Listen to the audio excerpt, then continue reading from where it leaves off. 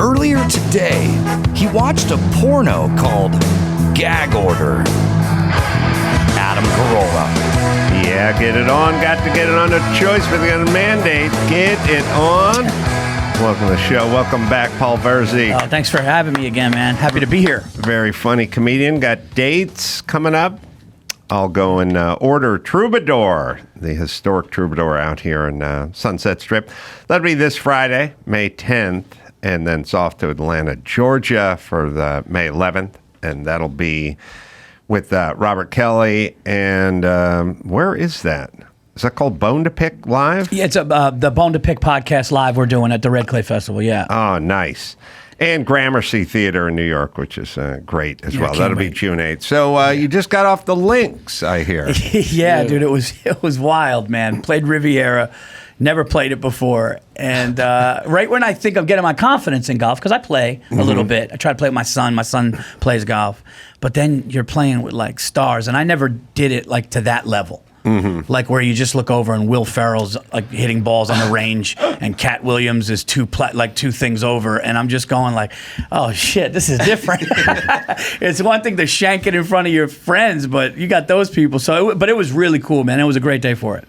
Were you out there with Drew Bledsoe? Drew Bledsoe was out there. His brother was, dude, Drew Bledsoe. The funny thing is playing with him, right? He started off the first 7 holes, like not bad, but like shanking them, and he's like, guys, just so you know, I do play, and it made me feel better because I was like, if this professional monster is gonna start, and then he just, dude, he hit a ball. We were on a hole. It was 430 yards. He hit it. I'm not kidding. He hit it like 340. Wow. And I was just like, and we were playing a scramble, so we got to play with that ball. Yeah. And everyone was like, yeah, pick our ball. We're going to use that one. Drew's, right? Yeah, we're going to use Drew's. Yeah. Bledsoe was really funny on the roast. Bledsoe was on this show a little while back, and I thought he was really funny and sort of self-deprecating and sort of fun, you know? And so I thought he's going to do well on the roast because he didn't take himself too seriously. Like a lot of jocks used to. They're not doing it as much. Jocks were really uptight back in the day. I saw Brady, you know, maybe this is just me being a Greek Sicilian who thinks he could read people. I saw Brady not like some things, though. Oh, yeah. There was definitely some things where I saw his face and his mannerisms change where he was kind of like, fuck, should I have done this? You know? Yeah, well, I mean, there's only so many jokes you can hear about your wife sucking ass on a kung fu instructor. I mean, it's impossible. I thought that he was more bothered by the Bridget Moynihan jokes than the Giselle stuff. Listen, it's all bothersome. Yeah. You know, when you've got to a certain age, you've made a couple of mistakes along the way.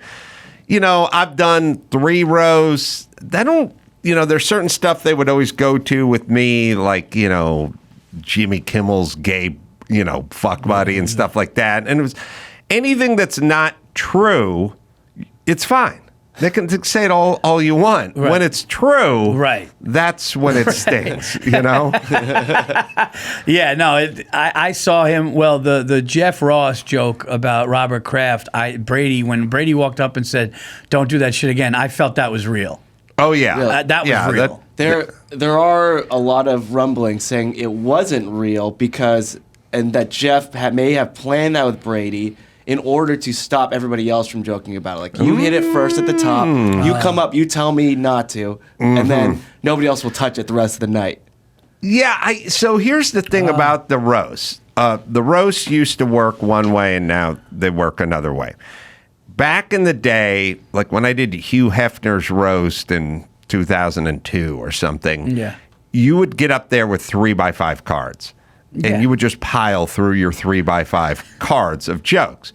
Now, if you were sitting back there and you were going last or third to last or something like that, you could have a lot of your jokes pulled out of your pile. Right. Because they're too similar. Yeah.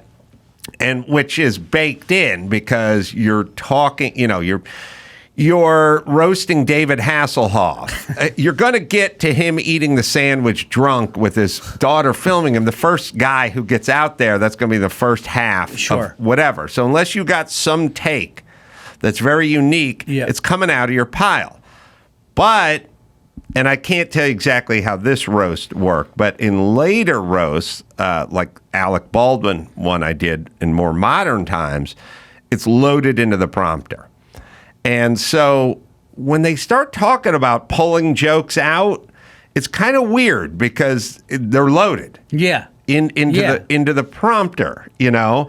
And I don't know that, you know, I don't know how the process of pulling jokes out that are loaded into a prompter work. So also they tell you when you do the modern day roast, you don't know what other people's jokes are and they don't know what your jokes are, but there is the person who runs the monitor. And a small group of people who write jokes for, you know, Belichick to do, and ones for Brady to do, and Gronk, and write jokes, you know, for Ross and everybody, you know, and they're the kind of keepers of the flame. So then you go in there and you go, I got this Hasselhoff joke about, and they go, well, Ross already has that, right? And you're going right. So pull that out. Yeah. Don't ever put it in the prompter, because we've already sort of vetted who's doing what and who's got what. Right. So when they say, like, oh, I had a bunch of stuff on this, but then it turned into that, so I pulled my jokes out. How are you pulling them out when they're in the prompter? Well, you can skip stuff. Right. But if you skip stuff, you're going to be standing up there making a finger roll move, like, you know, Well, hey, get to the next one. We're going past that. So there are a few things. One, what was interesting about this roast is it was live. So, I mean, it was over 3 hours. It wasn't cut. And people, like, if you looked, there was actually some commotion in the background. Like, people were going to the bathroom. They were leaving their station every once in a while to go and back. you so could then you could definitely go back and find the guy with the computer and tell him, you know, pop that one off. Now, I wonder But they will pre-vet. Right. They will vet and go, so-and-so has a joke that's almost exactly like that. They're going before you, so don't put that one in. So I have a question for you, Adam. Then when you did those, you know when you're going up? You know the order? Like they tell you then? Yeah. Okay. Yeah, you know when you're going up. You know, okay, so going up early, I guess, has its advantages and disadvantages. Joke-wise, it's an advantage, right? But then, then you're done, and somebody else is like, it's almost like somebody headlining after you. But whatever. I mean, that's what I don't like about roasts. And again, I was talking to a buddy about that today. I just don't like that people are like, oh, so-and-so killed. And yes, they did kill, but there's 15 writers of their friends who are brilliant and great writers that wrote it, and they just get nothing. Yes. Yeah, I think what they're kind of referring to is I think they understand that Bill Belichick wrote none of those jokes. I mean, they understand that.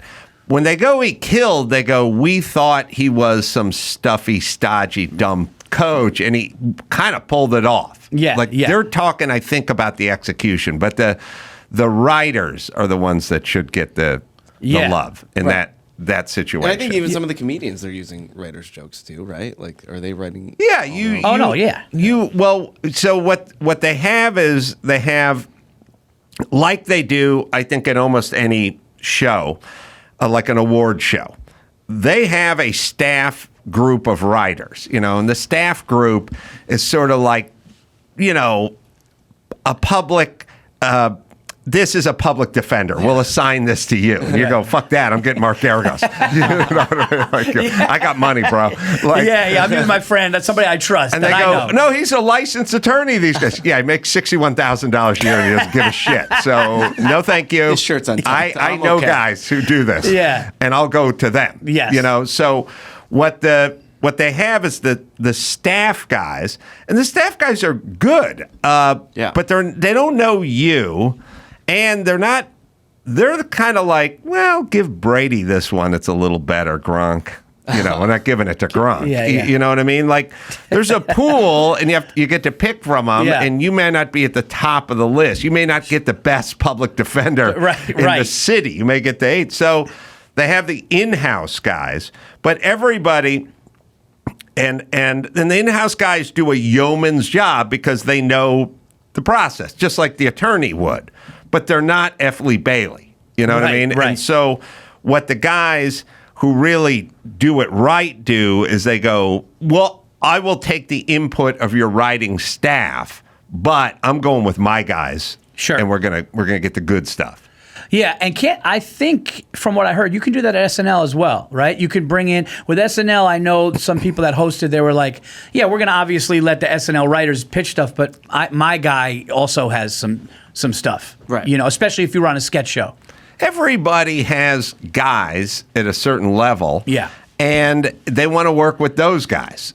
And because those guys know their voice and they know what they like and what they don't like, and so that's what happens. Yeah, because you do have to know like I remember one time I was submitting jokes back in the day for the ESPYs for Seth Meyers, and for some reason the way I wrote was perfect for him, and he used one that killed. You know, and it was like, because I remember how his tone was on Weekend Update, and just his cadence and my jokes actually, and he was like, oh, I like 4 of them, but then it ended up only being 1, but the joke worked. And it does matter if you know their voice, I feel like. You have to know them. Yeah. Yeah. And part of it is just like rhythm and repetition. Like, you could be the greatest boxer in the world, and if some random guy at the gym puts the focus pads on and go, hey, you want to do some hands, you know, whatever, you're not going to look that good with that guy. Now, if you were with that guy for 6 months, you'd look real good. So a lot of it's just like really like almost rhythm. Like they know who you are, you know who they are. 100%. And then a lot of it, too, with the other jokes that are written by the staff, sometimes you'll go, oh, okay, I don't really like this whole joke, but I like where you're going here. Like, this gives me a good idea. Let me tweak it a little bit. Yeah, you know? yeah. They're like, oh, okay, but I like the way this is, but what if we just change that? Yeah. And that's more me. But the prompter has really, I think, opened it up to the layperson, the coach, the tight end, the quarterback, you know, the actress, the non-comedic actor or non-stand-up. It opened up because when it was just a pile of note cards, that's a bridge too far for a coach. You know what I mean? Especially like a Gronk, no offense. Yeah, He's just like the way he is, you know? You can't look down and then look up and you're shuffling through. It's a mess. If you get it locked into the prompter and you say, look, Belichick, you can read. Here's the script. You know what I mean? Just read it on the plane. Yeah. You're pretty good. And that's why I think you're going to see more and more sort of lay people coming out there going, wow, that guy fucking delivered the mail. I mean, look at, like, you know, Biden, right? I mean, Biden is half there, and the prompter saves his ass. Yes. Well, I mean, the prompter saves Biden. Like, there's no way he could put... If Biden walked out with a sheet, it would be like your grandfather trying to, you know, look at a shopping list that, you know, he can't see. It would be horrible. The only time the prompter's a problem with Biden is when he goes... Literally, we'll go back to the roast here. When he goes full Ron Burgundy, when he's like 4 more years, pause. Oh yeah, when he's like okay, don't read the pause part, Joe. That's on the guys that are putting the prompter in. If I was in charge of that prompter for Biden, I'd be like, do not put shit in this prompter that you don't want to hear. No turn to the right and shake someone's hand. No pause. Yeah. Don't write. If you don't want it to come out of his mouth, do not put it in that fucking prompter. That Ron Burgundy is a perfect. I want you to put a piece of tape over the name of the company that makes the prompter. Because I'm scared he's going to go teleunit somewhere in this. If it's written on there, gone. Samsung. Ukraine, what? That's right. Fuck. LG, life is better. Oh, life is good. Sorry.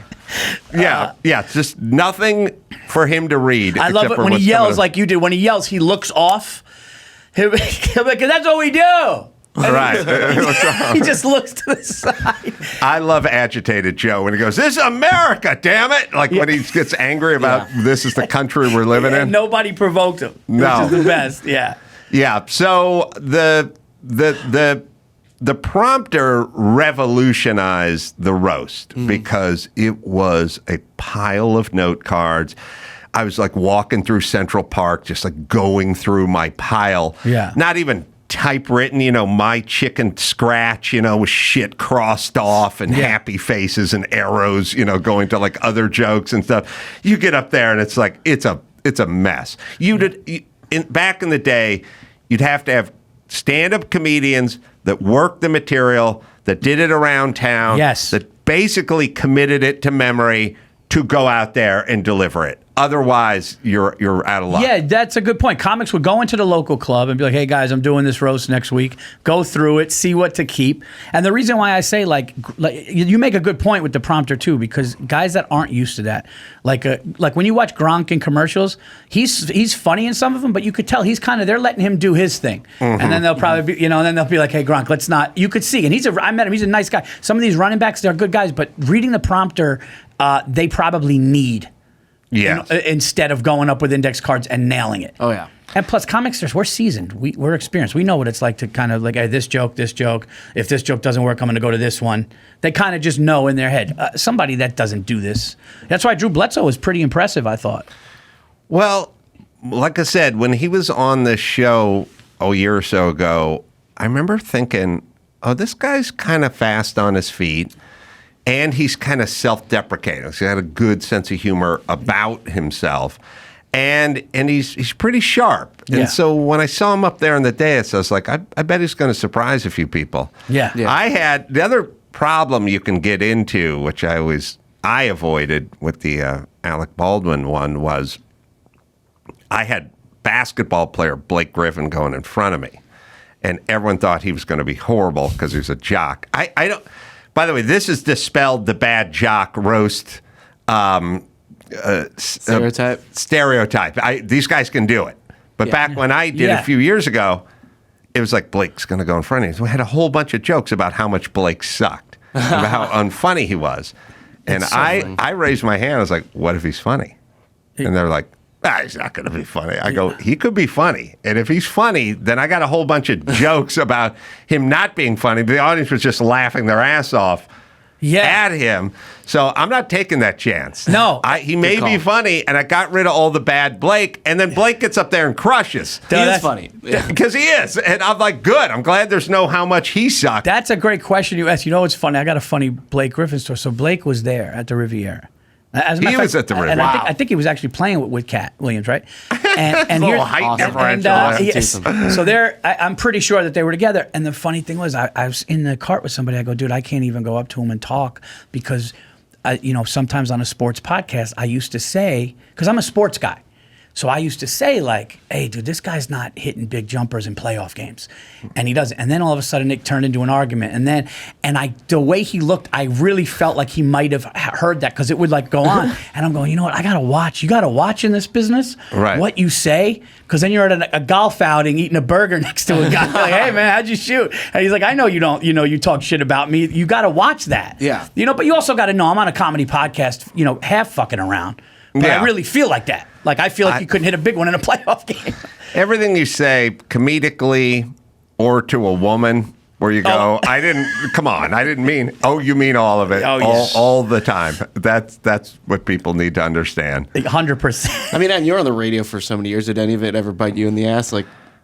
Well, I had, of course, many years of calling Mayor Antonio Villaraigosa Mayor Antonio Villaraitardo into a microphone in L.A. and tons of ribbing him about failing the bar 4 times and never passing the bar. It's like the only smart thing he ever did is not take the bar for a 5th time. I had countless hours of attacking the mayor. And not only that, but his name was Tony Villar. He changed it to Villaraigosa to pander to the Hispanic community. Says he did it for his wife, except for he ended up fucking a Telemundo reporter. I got into all of it for a long time. And then at some point, I'm doing it now. At some point, they go, you want to go out with Britney Spears to the, SoFi? No, I think it was at the, they changed it to Bitcoin, Staples? Staples, sorry. I don't know. You're going to go cut the ribbon or something at Staples. I don't even know what it was, but you're going to go out there with Britney Spears and blah, blah, blah. Yeah. And I was like, all right. Yeah, I mean, how often you get to hang out with Britney Spears at this event, and then at some point I got there and they're like, Viva Ghost is going to bring you out, and I was like, Oh wow. Yeah. Did you guys bad. ever? I can't remember. I can't remember if we didn't have a fight or an altercation or Sure. anything. I just remember showing up going, here he is. And then I also once was talking shit about David Arquette and about him being clinically insane. And this is a famous Loveline story, but we were deep in Culver City, and it was like 11:30 at night, and I don't know how David Arquette's name came up, but I was like, how's that guy function on a movie set? He never seems to know where he is. How's he going to memorize 20 pages of dialogue? Like, he's a nut. Yeah. He's a nut. And then somebody said, hey, you better watch your mouth, man. He could come over here and kick your ass. I said, he couldn't find this fucking studio if I tattooed it on his dumb ass, 2 minutes later, he's walking through the door. No. He's walking What? through the door of the studio. Like, if you just started, he went full Dr. Bombay, like from Bewitched. Like, I just summoned him, and he just, poof, cloud of smoke. He goes, I'm being driven home from a Lakers game down the 10 freeway. We're passing right by Culver City. I'm coming from the crypto center, and we're going Staples at the time. He's like literally driving past Culver City where the studio is on the 10. Hears me talking shit. Oh my God. Tells the driver to put it on the radio, put Loveline on. Hears me talking shit, tells the guy, just pull off right here. Pulls over, like makes a left, comes down Culver Boulevard, is pounding on the back door within minutes. Oh, dude. Yeah. Wow. Did you guys? No, it was funny. Yeah. At the time, I couldn't believe it. I just couldn't believe he was standing there. It was Summoned a him. random name. That's insane, man. That's Yeah. insane. I would have freaked out. But I'm like, no, don't fucking around on a show, It was like literally like I was in the studio and someone's like, "Is someone here to see you?" Was he did he kind of like laugh it off, or like was he He's basically a fun kind of jovial guy. Yeah. I think he was there to bust my balls. I think saying he couldn't find the studio because he's too fucking dumb. It's probably the challenge to him. Yeah. He could find the studio, and he did. do you really have to watch what you say in this business? Like one cool thing, and it was cool for me because I always thought like Katt Williams. I know everybody talks about all of his interviews and everything, but like watching him when I was coming up do the first HBO, the pimpin' in the green suit, like he killed, and like the way he owned that room. So I said to him, and when I said the name, I guess because I had a Netflix special, he kind of knew who I was. And I'm going like, you kind of got to watch what you say and who you run into in this business, because somebody's gonna like look at you. Because I don't know if Blake Griffin knows, but he kind of looked over like, and I was like, oh shit, because I don't want to. You never want to do that. But at the same time, I'm on a sports podcast. If somebody says, what do you think of his performance in the game? I'm going to have an opinion, yeah.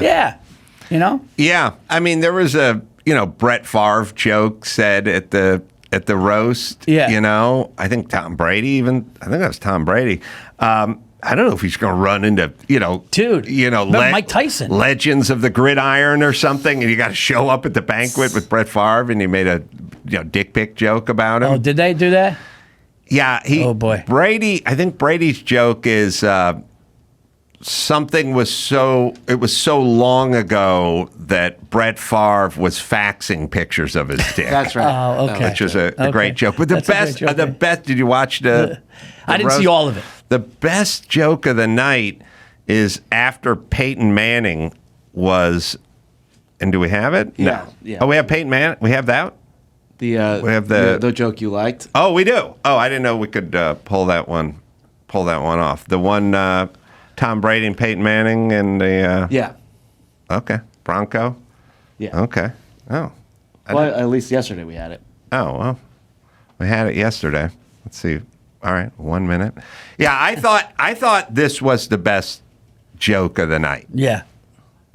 When I heard there was a slow white Bronco heading down the 405 to come here tonight, I thought we might actually see a real football legend. Brilliant. Yeah, I mean, it's perfect. I mean, obviously, the joke is set up by Peyton Manning roasting him for 10 minutes. Yeah. And now we get the slow white Bronco. Yeah, that's great. That's a great. And by the way, when you think of those kinds of jokes, you're so in love with yourself. Not that Brady thought of it, but I'm saying Right. the writer, like you go, white Bronco. Oh, he was a Bronco. Yeah, did you see That's right, Eli's? Did you see Eli's text? No, I didn't see. Oh, Eli's text was great. He Eli tweeted. goes, listen, they invited me to the Tom Brady thing, but I didn't want to roast him for a third time. It was such a great tweet. I couldn't make it, but that was great. Whatever anyone has to say about Eli Manning, he beat the Patriots and Tom Brady 2 times. And Belichick. In the Super Bowl. And Belichick. And when they were 18-0. Undefeated season. It was... That was the most. I mean, you want to talk about a feather in your cap, and I don't know if Eli's heading to the Hall of Fame. Oh, he should. He or will. not. But you beat Brady 2 times. Yeah. That's all in you the need. Super Bowl, and Belichick. You're right, and undefeated. I mean, when they were undefeated, they were just rolling over everyone. The most amazing accomplishment ever. What happened, if people remember that season, the Giants played the Patriots in Week 16 for them to have the undefeated season before the playoffs. And it was an incredible game. We made one mistake. They made none, and they beat us 38-35. Yes. When Tom Coughlin shook hands with Bill Belichick in the middle of the field, Belichick said, I have a feeling I'm going to be seeing you again. Right? We go to the Super Bowl and win. That game changed me as a fan. And I said the dumbest fucking thing to Michael Strahan. Oh. Michael Strahan comes to the stand in New York City, and he's... they're like, Michael Strahan's downstairs. He's right next to the stage, and I'm a Giants. So I'm not on the show. And the owner goes, Paul, you got to go on the show. And I go, I'm not booked on the show. He goes, you're gonna go get a spot. You're gonna do it. Michael Strahan. So I go down there, do my thing, have a good time. I'm like, I have a good set, thank God. And I'm outside, and somebody comes out and goes, listen, Michael's coming out. Okay, nobody asks for pictures. They're telling all the comics that are on the street side. Nobody asks for pictures. Nothing. Okay, and this was like right when. Do you remember the thing with Strahan and his ex-wife? Like there was like a hotel fight, and it was like that week. It was that fucking week, and he's there watching comedy. I guess he was watching a friend on stage, and the guy comes out. Yeah, guys, just when he comes out, leave it alone. So I'm fine. He comes out. He's in a good mood. He goes, dude, you killed to me. So now I'm like, well, that's my end. Fuck this guy. I'm getting a picture. I'm getting a picture now. You know what I mean? The guy came up to me. So we're standing there. I'm standing next to Michael Strahan. I put my arm like around him for the picture, and like right before the picture snapped, I go, dude, 07 changed my life. And I just go, what the fuck? I'm a grown man with children. I'm a grown man with children. And I just said, 07 changed my life. And I was like, how do you say that? Just say fucking great. I love that. Great scene. Changed my life. He was like, this fucking sports nerd changed his life. What the fuck? Well, But it was unbelievable. Yeah. The erection didn't help either. Yeah, right. Put my hand on his ass. yeah. I mean, I remember where I was. I was over at Kimmel's house during that game when they were going to beat the Patriots, and I literally stood up because he had, Kathy Griffin and Steve Wozniak, and everyone was sitting around talking, and I literally just stood up and said, you fucking people, you stand up. You should be way more excited about this than you are. You're just talking and hanging out and drinking and eating. You're witnessing history here. This is insane what just happened. I mean, that's like, I could never, but see, but you can't go to something like that knowing it's not going to be like that. For me, if the Knicks, because I'm going nuts with the Knicks right now, because the Knicks are in this incredible. I can't be around people. If I'm watching my team, if the Giants, it's got to be 2 or 3 dear friends, and everybody's got to shut the fuck up. Yes. We're going to get the food we all like, and we're watching the game. That whole mingling, or like, It's not a social or event like like if that. there's like a woman who goes, why do you even care? That's out of the fucking house. That's out of the house. Yeah. That's out of the. I told my wife when we plan a party. When you plan a party, it's like a draft because somebody can ruin it. And there's do-withouts, we call them. You like them, you might even love them, but you can do without them for a certain party, okay? Right. You have the definites. The definites are, you don't even have to talk about who are invited. The definites are either family, friends, family members, those are coming. But then you go, what do you think about Kim and, Derek? Here's the thing. She gets drunk. She doesn't like sports. They fight. Done. off the list. Oh. It's not. You can't even take the chance. you can't even take the chance because if I'm watching my Giants playing undefeated Patriots and we're gonna win the Super Bowl, and some chick is like, "This chicken, fucking get out." I can't do it. I had this idea last night. Yeah. You tell me if it makes me a winner or a loser. Okay. I have my crew that I watch football with every Sunday. It's a great, dedicated core group of 6, maybe 7 guys. Everyone's funny. Everyone has a beer. Everyone has a laugh. Yeah. Then this year for the Super Bowl, I threw a party at my house, and there were 20 people wandering around. And I was kind of running around getting shit off the barbecue in the oven and putting Hosting stuff now. out and stuff like that. While it was one of the greatest Super Bowl games ever, I found myself talking to strangers about stuff that I didn't want to talk about. I was hosting. Yeah. I had this thought last night. Okay. I said, we have to do a Super Bowl party in July. I have to get the core together. We got to get the food. We got to get the beer. And we're just going to rewatch like one of the best Super Bowls ever played. and I'll tell you this, too. Usually during the Super Bowl, I'll have a few drinks. It's a little fuzzy by the time we get to the end. I can rewatch. Yeah. And enjoy. Yeah. And almost to the point where if it gets down to the key play, I will be in it. Not really totally sure how it ends. Like when you watch a horror movie, and you know that not really people are getting killed, and you know Jamie Lee Curtis is going to live, you know, and that kind of stuff. But you're kind of there. Yeah, I think I could do it. I would say, is that a winner or loser thing? I would say it's a winner if one of those teams weren't your team. Are the Niners or the Chiefs Neither your team? team was my team. Okay, it's a win. It would be a loser if that's your team and you're worried about the barbecue. Right. But if you're not, if you're just, you see what you're doing is you're being a good host, and I'm like that. But And I I'm take pride. asking second Super Bowl party for the core. A rewatch. A rewatch in July. That's win. That's great. That's a all right. win. We got to pick the exact halftime point between when the Super Bowl was played and the next Super Bowl.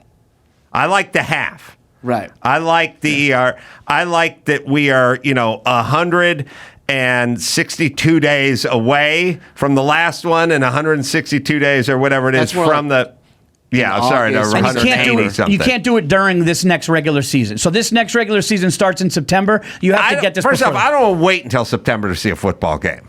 Right. I want to do it now. Yeah. And I want to rewatch that Super Bowl.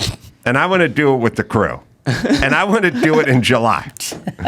When is the halfway point? Someone is going to have to figure that out. Is, the thing's February, beginning of February or whatever.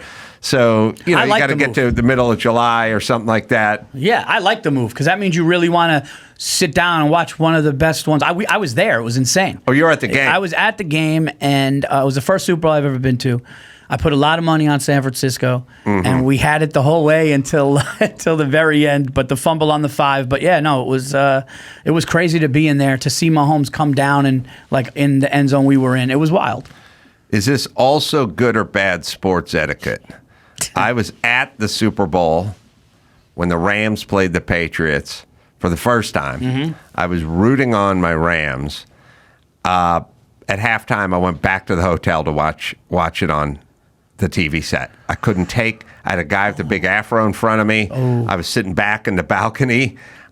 Before they do all the Jumbotron replay, everything, I was like, I can't really concentrate on what's going on out on that field. That's one of the I ballsiest. left, went back to the hotel room, turned on the TV. I could hear the broadcast now. I could see the instant replays.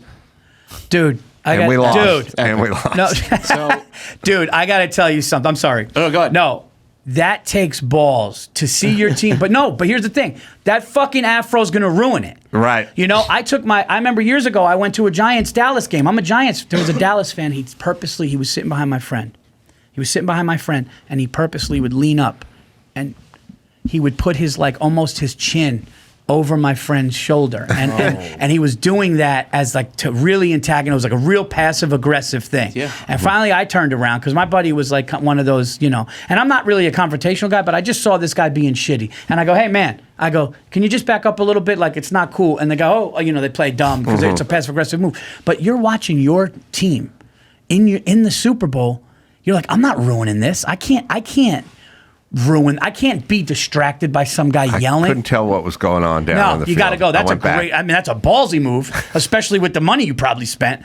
You know, but that's incredible. That's a real fan. Thank you. August 11th is the Sunday in between the two. Do you want to do it on a Sunday? I don't know. If you're In my redoing world, it's whatever day it falls on. If it's Tuesday, then it's Tuesday. We're just going to have to do so this. the next year's Super Bowl is going to be February 9th. So August 9th is a Friday. That'd be a Friday night. It should be a Friday or Saturday because if you're going to get drunk, now you Yeah. don't have to worry about working the next day. I'm or gonna anything. think about this. Who else was at the golf tournament? Who else? And what was it? It was just like a Netflix is a joke and all things comedy event. I'm trying to see. most exclusive golf course But in there were people that LA. that were there that I didn't see. Like Rob Lowe was there with. Oh, his, wait, hold on. August 11th is right in the middle, which is a Sunday. So August 11th, 2024, Sunday between last. Oh, so it is on a. If August 11th is a Sunday. It is. Oh, I thought you just said something Well, different. no, the Super Bowl is going to be on February 9th. I don't know, 6 months before is August 9th. Yeah, but I'm going off the last Super Bowl. Okay, I thought, the last Super Bowl and this Super Bowl is on different days, so I didn't know which one you're I know. That's why we got to do the going in math. between. Okay, so We gotta- the exact midpoint. But if the exact midpoint is a Sunday, that's kismet. That's the great magnet. That's a sign. Yeah. Is what I'm saying. If the exact in between day falls on a Sunday, now it shall be. Yeah, it for has sure. to be. All right. That's awesome. That's hilarious. All right. Well, I was going to do some shows in Eugene, Oregon, but screw no. We got to check the calendar now. That would be the weirdest call out of work. Yeah, dude, I got to watch the Super Bowl. I was barbecuing, dude. Well, listen, if these little fucking kids, if these young people can celebrate their half birthday, then I can celebrate my half Super Bowl. Yeah. It sounds turnabout is fair play. I love that, man. All right, we'll take a quick break. I want to hear more about who was at the golf tournament and what it was all about. Cool. I got a show in Vegas? That's far enough off. Wait, Sunday? Wait a minute. I don't do shows there on Sunday. We're going to have to work this. Oh, I see. No, wait a minute. Sorry. I have a show on the 8th. Sorry. The 11th is free. Okay. Boom. It shall be. All right. We'll take a break. Come back with Paul right after this. Magic Spoon, well, I try to cut back on the sugar, and you know that. Less sugar, more protein in the diet. That's where Magic Spoon comes in. It makes it easier and more delicious than ever. They got a variety pack, 4 flavors, cocoa, fruity, frosted, and peanut butter. My favorite. You will not know this stuff is good for you because it tastes that good. 0 grams of sugar, 13 to 14 grams of protein. So 0 with the sugar, 13 to 14 grams of protein. And only 4 to 5 grams of net carbs, only 140 calories per serving, keto-friendly, gluten-free, grain-free, and soy-free. We all love it here. It's a way to enjoy cereal like you're a kid again without the guilt. So go to magicspoon.com/Adam, grab a variety pack, and try it out today. Be sure to use the promo code Adam at checkout for $5 off your order. It's Magic Spoon, right, Dawson?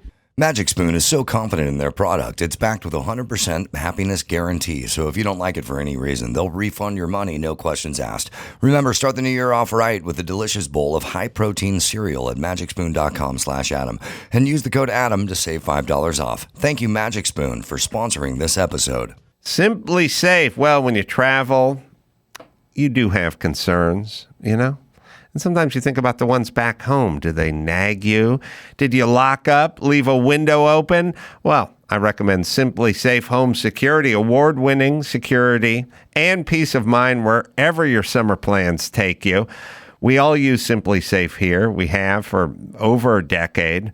Guys, it's a great company. Great couple started it. Simply Safe, given me and my listeners real peace of mind. And now I want you to have it too.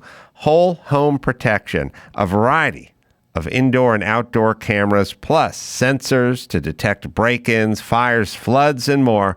And right now, You can get 20% off any new Simply Safe system with Fast Protect monitoring at simplysafe.com/Adam. 2 eyes. simplysafe.com/Adam. Protect what's yours with Simply Safe. There's no safe like Simply Safe. Let's be honest, guys. My face looks like this shirt should have pizza flour on it, right? What do you want, a pepperoni and a sausage? Yeah, pepperoni and sausage. Yeah, pepperoni. Clean the soda machine. I told you last Thursday, as a prick likes the Mets. That's my favorite thing about Italians. Italians always throw an insult at the end that has nothing to do with what they were originally mad at. They just want to hurt you. You know, they'll be like, no, I told you to clean the soda machine. The tube's got to get clean, otherwise people get sick. His mother's fat.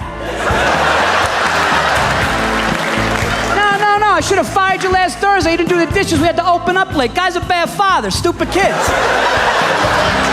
Paul Virzi is on the Adam Carolla Show. Paul's got dates, and you can go to paulvirzi.com for all those dates. Also, Paul opens pretty regularly for Bill Burr and Dave Attell, two of the best.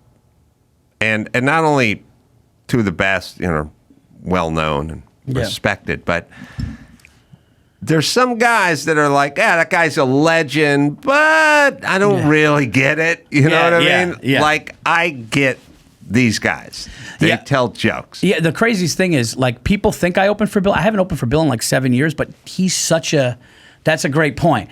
Bill is such a great comic that, like, I haven't opened for him in like 7 years. Now, listen, if we're at a game and he's like, hey, you want to jump on as like I'll jump on, but I haven't like been his opener in forever, but he's that level that people associate, like still will be like, oh man, I heard so-and-so. And I'm just like, wow, but there are a handful of people that are that. And that's why, and it's because of that, which I love, Yeah, and he mentions you all the time on his show. Yeah, like people will just hit me up and be like, he talked about, like, and I'm just, it's humbling, man, But then it makes me like, I gotta keep going. What about Dave Attell? When's the last time you talked to him? I just see, like, I opened for him not much. I opened for him in North Carolina. It was great. Just see him around. How you doing? He's one of those guys where, like, he's the only guy that is that funny without letting you in or being vulnerable about himself. Mm-hmm. He's the only guy. You don't know about him. You don't know about you don't know about anything about him. But he'll just, say the silliest, craziest, funniest shit, and he's so silly, and it's that good. Yeah, I used to did he had a TV show called Dave's Old Porn. Oh, I don't know where it aired, but I did it once. And I started to realize that there were the show format is we sit around and watch porn, and old porn that he likes. And I realized there were certain shows that were like Doug Benson. He'd do the Benson interruption. And they're like, what is that show? Well, you go do your act, and Doug sits in a Barca lounger and makes fun of you. And I was like, oh, whose show is this? It's his show. Yeah. It doesn't sound like he's doing that much. And then no, he's going to be smoking while he's doing it. At some point, then it goes getting high, or no, getting Doug with high, or whatever comes out. And what's the format of that show? Yeah. You go to his place, and then you watch him smoke pot. And you're like, that's the format of the show? Genius. Like, that's it. And then at a certain point, you realize a lot of guys have stuff that Phil Rosenthal likes to travel and eat and go to restaurants. So they go, all right, we got a show called What's Phil Eating?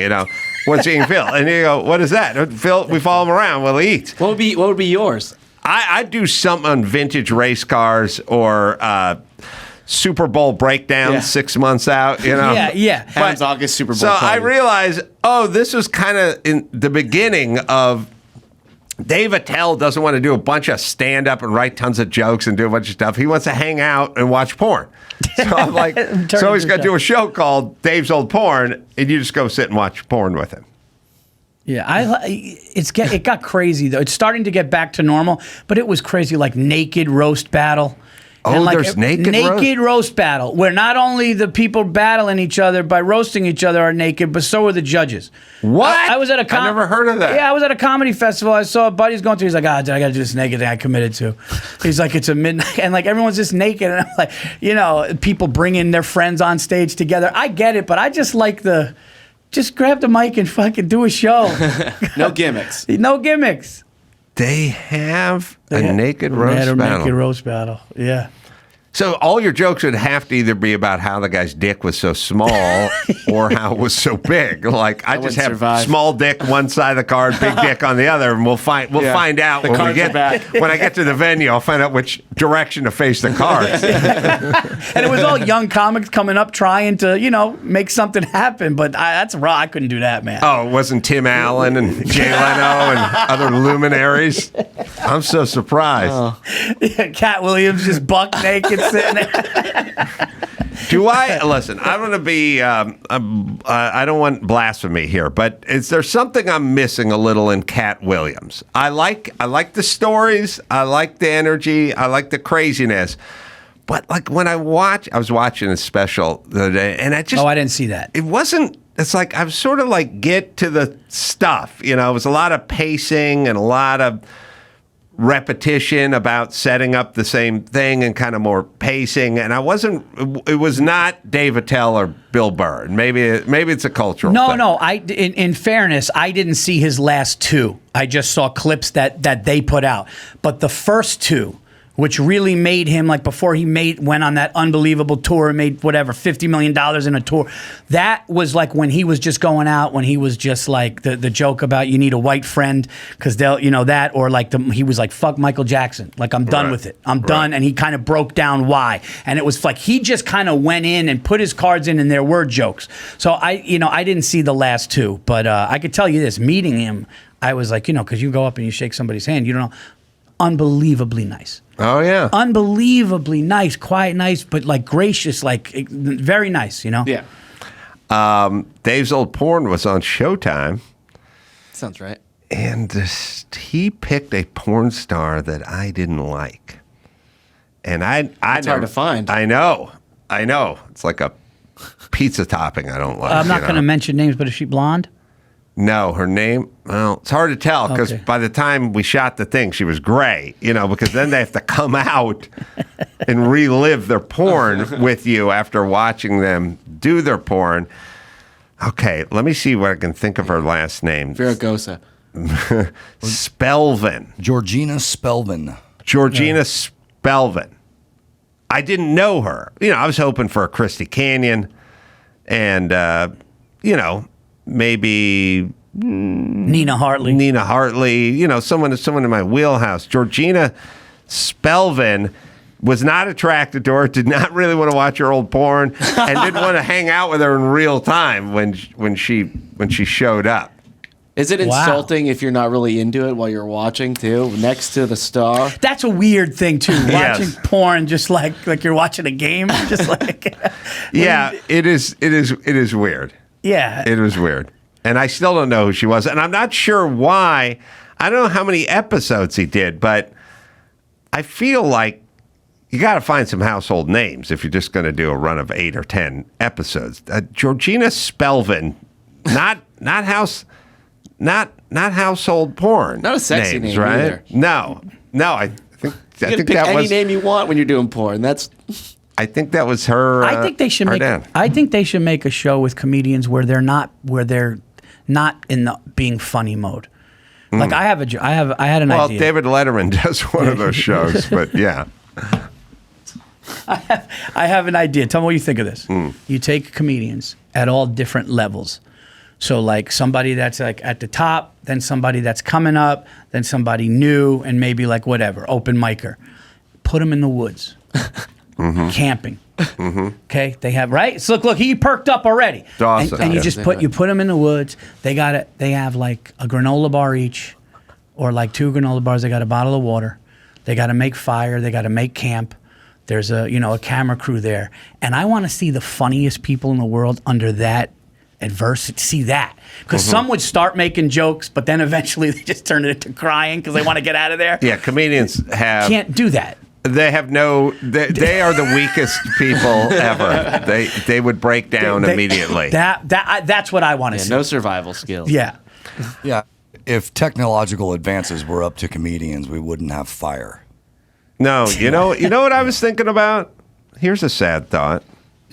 It's esoteric, but it's sad. I was thinking, whenever they go take one of these deep dives into humanity, society, and humans on the planet, they go, well, the ancient Romans invented cement, and they could like make aqueducts or something, and the Egyptians they used to, they built the pyramids and they had metals and they could shape metal, but they didn't have metal like now they have diamond blades and you can cut rocks with diamond blades and wet saws and stuff. But back then they did have to do it by hand, but they could still cut the rock, but then that evolved.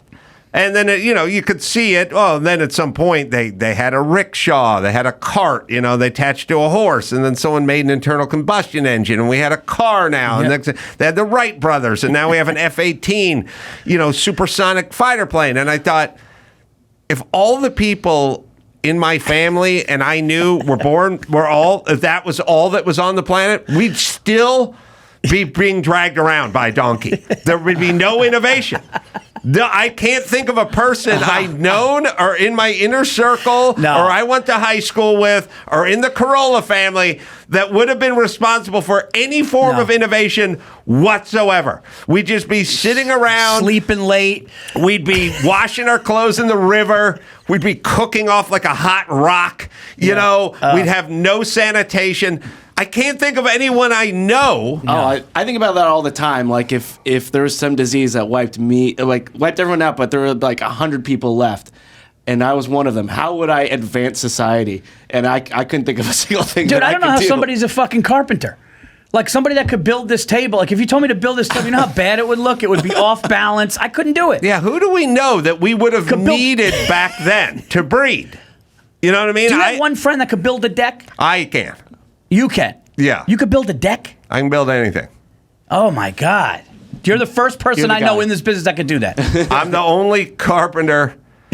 I'm the only person who has a skill set in comedy. Yeah, I was a journeyman carpenter. Oh, shit. That's all I did. Sorry to shit on your point. No. It's ironically. Do you know what? I'm sitting next to the fucking guy to my left who could build a deck in a house. Because none of my friends can. Yeah. No, at all. But you don't want to know the guys who can.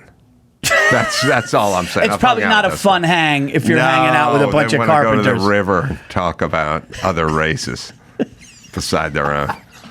Yeah, that's not a good hang, but I can do it. Yeah, you could do it, man. So, I was thinking. There's a show. Other skills comedians have. Yeah, well, I mean, there's Nick Offerman. He's not really a stand-up. He could build a deck. He could build a deck. Oh, he could? Yeah. Well, he can build a canoe, but I think he can build a deck. I think that would translate into a deck. Yeah, I mean, there is a difference between building buildings for a living and then building, like, fine furniture. Right. Which is, in all the years I did carpentry, I never built a canoe. Because I never had a customer go, I'll give you $21,000 if you build me a canoe. It was more like, I'll give you $4,000 if you put on a sunroom or something. We were living in drywall and 2x4s and amazing. Wasn't hobby shit. Yeah. Wait, didn't you do a show? I think you did a show with a friend of mine, Joel Solomon. Joel Solomon. Oh, as a producer, not talent. Yeah. The producer. Yeah. And was that a show of building? Did you was there? I did Catch a Contractor show, and I did Build Stuff Live.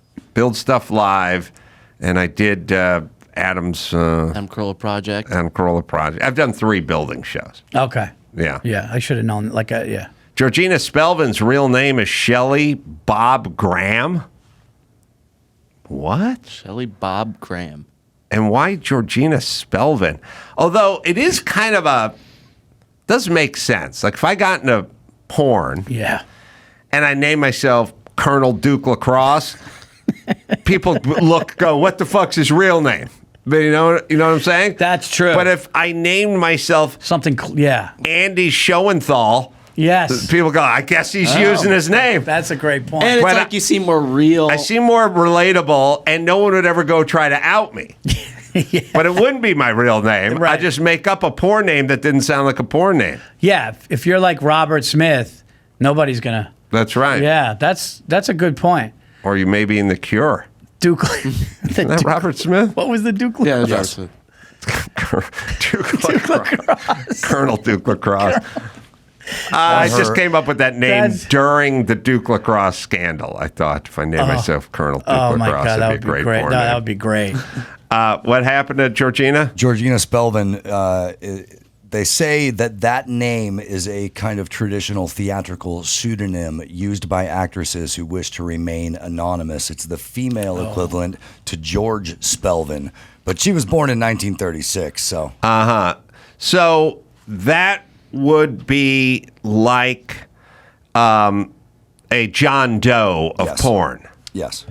Not from the there is a band, John Doe. not from the band X, Right. Or the porn version of When you- John Doe. when But I I see- just want to say this once. I'll tell you, I had an English girlfriend once, and I said, "Who do you guys? What's your name for missing people in England? Because it's not John Doe. That's our name, Right. You know, you'd have your own name." Sure. And she goes, Joe Bloggs. And I said, okay, sounds kind of English. When they have a missing person, It's a Joe Bloggs. yeah, they find a body in the Yeah. river and they can't identify it. And then, years and years and years later, 25 years later, more, I was working with the Swedish editor, and we were pretty friendly, and we're just talking, and I said, you know, we got John Doe in England, they got Joe Bloggs. What do you guys got in Sweden for like the decapitated body that's floating through the river? And he goes, we don't have one. And I thought, oh, what a fucking utopia. We needed to develop a name for all the dead people we Yeah. found dismembered in the forest. You know, we had to come up with a name. It was such an there's so issue many- yeah. that we had to come up with a name. You guys don't have this issue. You didn't bother coming up with a name for people who are missing their heads and their hands. That's crazy. I didn't even think of that. You know what? Speaking of when you said that, I saw. Did you see Baby Reindeer? Yes. Dude. Dude. Did it upset you? Like, I don't mean upset you in a way like feeling for the guy, although I did feel for the guy, but it angered me with his behavior. Yes. And then because maybe I saw too many mafia movies in my life, but when he went back to his abuser and he opened the door, it's gun to the head and kill him instead of sitting hanging with him again and going down that road again it really like everyone's like, you got to see it. By the way, if you tell anybody to see Baby Reindeer, give them a little bit of a warning. It's basically 6 episodes of 2 Girls, 1 Cup. Dude, like you have to tell people. you have to. Here's what you're gonna see. I'm in the green room at a comedy club, and we're watching the Knick game, and Buddy just goes, "Hey, dude, you see Baby Reindeer? I don't know what it is. Oh, it's this and that. Listen, I don't want to give too much away. It gets crazy though. That's not enough. Getting crazy and brutally. I don't want to give it away if anybody see it, but it was. You need a disclaimer, big time." I Yeah. was sitting there going, "What is he? Is this going to change?" It's psychologically damaging. Oh my God! Well, I will say this, and you're uniquely qualified to weigh in on this because you're a comedian, Yeah. and then B, you've seen the series, Yes. which I've seen.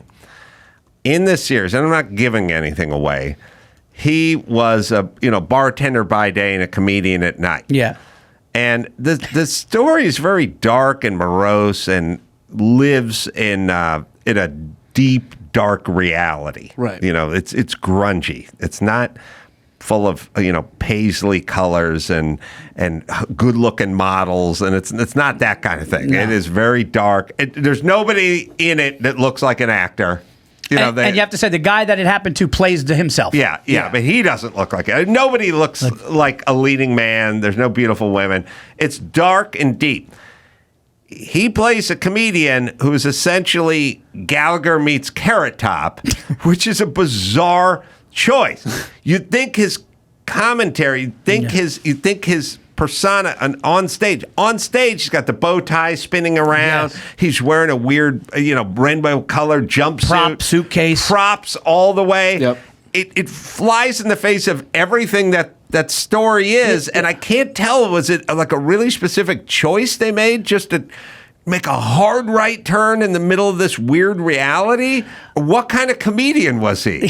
Yeah, I think that it's the latter. I think that they had to go, listen, this is so dark and brutal that we got to put this guy in an ugly suit and a tie and have him dance around and do stuff. I mean, he would put a hat on unless he was. You know what the funny thing was? My wife goes, "Yeah, he was a bad comic." He was. I mean, it was horrible, but he was. But I think there's more to it. If I could elaborate, I think that this dude might have been homosexual the whole time. Mm-hmm. I do, because you don't do those. It seemed like it was almost like not using it for an excuse to do that, but you don't do like if somebody put their hand down my pants and did that and I was traumatized saying stop, I'm not going back. I'm going to therapy. I'm going to talk to the people.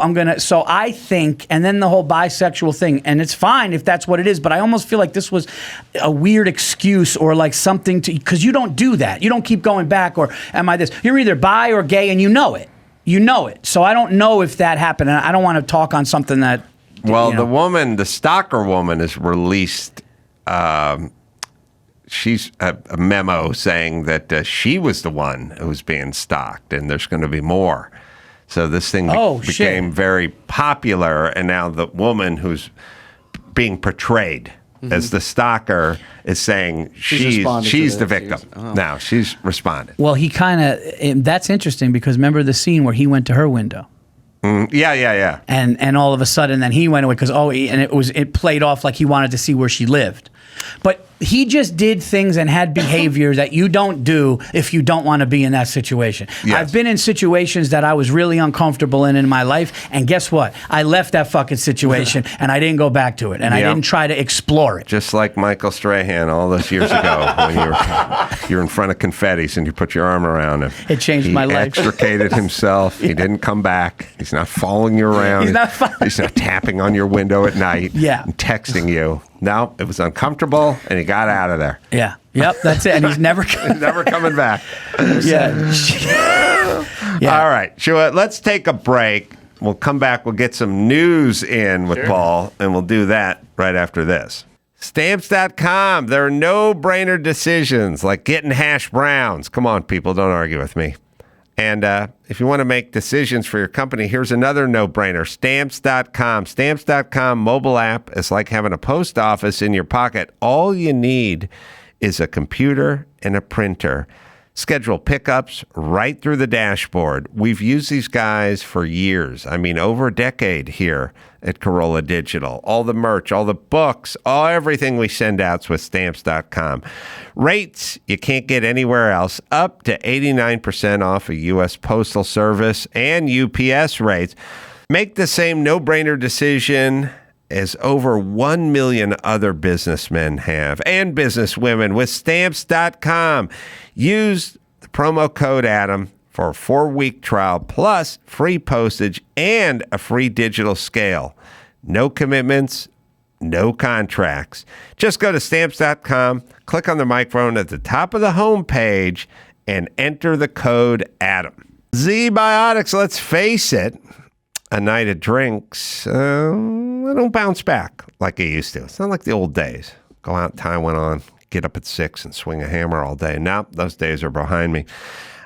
Although, not anymore, because I found Z-Biotics. Z-Biotics pre-alcohol probiotic drink is the world's first genetically engineered probiotic, invented by PhD scientists, by the way. It's just a group of PhDs.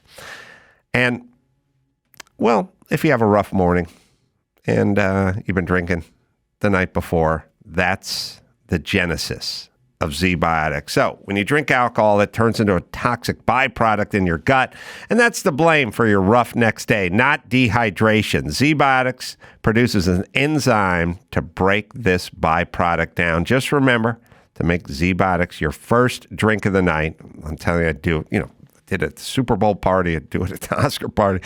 You do it because you're going to have a few drinks. Drink responsibly and you'll feel better the next morning with Z-Biotics. Right, Dawson?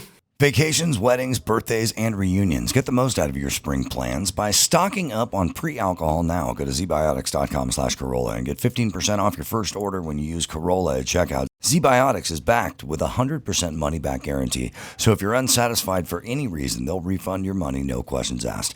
Remember to head to zbiotics.com/Carolla and use the code Carolla at checkout for 15% off. Thank you, ZBiotics, for sponsoring this episode and our good times. May 12th, Bertram's back. You're welcome, ladies. Here's a sneak preview of the new animated show from Adam Carolla and the Daily Wire. Would you like me to help you get acclimated with the features of your new tool from UTool? What's to understand? Turn on, cut wood, dummy. Well, first, you need to talk to Aaliyah. Is that the chick with the aggressive piercings or the one with the pink cornrows? No, Aaliyah. ALIA. Artificial Logarithmic Intelligent Assistant. This is a smart saw. This is a stupid store. Who's in charge here? Where's the manager? Ew, we don't have a manager. All team members are equals. Plus, manager has the word man in it, and we prefer gender neutral. Or womanager, but that's kind of hard to say and disrespectful to the dyslexia community, okay? Just give me the damn saw before I use it to make you gender neutral. Subscribe now at dailywire.com and tell a friend before the premiere of Mr. Bertram on May 12th. Now back to the Adam Carolla Show. Steve Gutenberg's coming in here next half hour, but do you know that Steve Gutenberg's father was a New York police officer? Did not. You want Did to not. know even crazier fact? In Police Academy, there was a hooker played by Georgina Spelvin. Get the fuck out of... No. Yeah. No. She is in Police Academy That's- and Police Academy 3. Don't tell me there's not a great magnet. The weird thing is, I think I know who it is now. Yeah. I think I know. Oh, the hooker. They stopped using the pseudonym Georgina Spelvin after she got too popular as a porn star. So no longer, she ruined the name. She Yeah. made the name popular. There's no way Georgina Spelvin, the porn star, was... There she is with the Goot. Oh, yeah. Okay, is that the same? It's the same. Maybe this actress is using She's trying to be the anonymous. pseudonym of Georgina Spelvin because she didn't want to be in that horrible movie. It looks like her. It does it? I don't remember. What year is this from? Then we can probably figure it out. What was Georgina Spelvin's reign in the porn industry, and then was Police Academy like 5 years after she retired from porn or something? That would kind of hold together for me. Let's see. She was born in 39. Looks like she was in a porno in 83 and Police Academy was 84. Okay, then that holds working. together. She's working. Jesus Christ. We can ask, let's see if I haven't even thought of her name for over 13 years. It just jumped into my head when Dave's old porn came up. That is so weird. Is she still alive? Yeah, I think she's 88. I think she is. Oh, man. 88. Yeah. Maybe we should bring her in here for some unfinished business. I think we need to talk to her. Jesus Christ. All right. What do you got? Well, Paul's in from New York, and there's some stuff going on in New York right now. What's up? No, I'm sorry. Yeah, no, there is. It's good. Well, I mean, we have the Met Gala. Yeah. The Met Gala is vexing to me. To me, it's like a Halloween costume party. Yeah. It's a costume party, But basically. we are living in a time when celebrities try to downplay their opulence and their wealth all the time. You know, they're always down rounding. You know, they always go, we grew up, I was like, we were middle class, we were middle class. And then they go, anyway, I'll tell you the time I fell asleep in our castle and our butler woke me up. And you're like, Our what? vacation But castle. very middle class, Yeah, very yeah. middle class. And then they tell you that their dad ran Westinghouse or something, and you go, yeah, but no, we were very Modest modest. And I got a fight in school. Like they Yeah. live in like a 10,000 square foot mansion. You can't go if you said, let's take a tour of your opulent Beverly Hills home, like they used to do on Lifestyles of the Rich and Famous. Celebrities would be like, nah, I don't want to put a target on my back. Like I don't want people saying, you know, they dress down, they act down, they do everything down. And then the Met Gala comes along, and they all go fucking sick, and they go full peacock, and they just show it off in front of everybody. That's a great point. Well, which is it? Yeah. You know what I mean? I mean, this year, invite-only tickets cost $75,000. And they always for some reason we need J-Lo at all this stuff. She has to be everywhere. Yeah, I don't know. She has to be there. I don't know why. And then looks good. They just stand there and pose and pose and pose. People are always wondering what happens inside of the Met. See, but that's normal. At least, listen, that's a crazy fancy dress, but it's normal. Find normal. some pictures. Some of these people look like they're like wrapped up in saran wrap. Oh, yeah. So the theme was Sleeping Beauties, reawakening fashion, like enchanted forests and fantasy, things like that. But yeah, they get like there's one dress where they No, it's starting to get cut it weirder. with scissors. Yeah, there's one with this, what's her name? Doja Cat just wore like a beach towel and a sheet or something. Yeah. Something like that. That was it right. But now across the street, there's a bunch of people chanting for Hamas and stuff now. Like everything is now ruined, right? Because wherever you go, That's where there's going to be a group they'll of be. assholes chanting about Hamas across the street while you're trying to get out. And by the way, you have to have wranglers because you have to have 12 people around you. One guy holds the umbrella, the other guy carries the train for the dress, you know. Everyone is putting stuff back on aluminum you. foil, right? See, yeah. Do you have Cardi B's, Byron? Look at this. Look at this train. Okay. Yeah, and what sucks is she's paying people to hold that for. How much does it suck to be that guy? That's got to watch that when she goes up the steps. Okay. First off, you have to change into your sweats and flip-flops once you get inside for eating, right? I mean, what are you going to do? You're going to be walking around in that cage, in that gilded cage of taffeta with, you know, straps and stirrups and stuff sucking you in. It has to be like a valve release or something. Yeah, you can't even sit down in half this Do you shit. have Kim Kardashian, Byron? Yeah, I don't like it because you're not going out ever like this.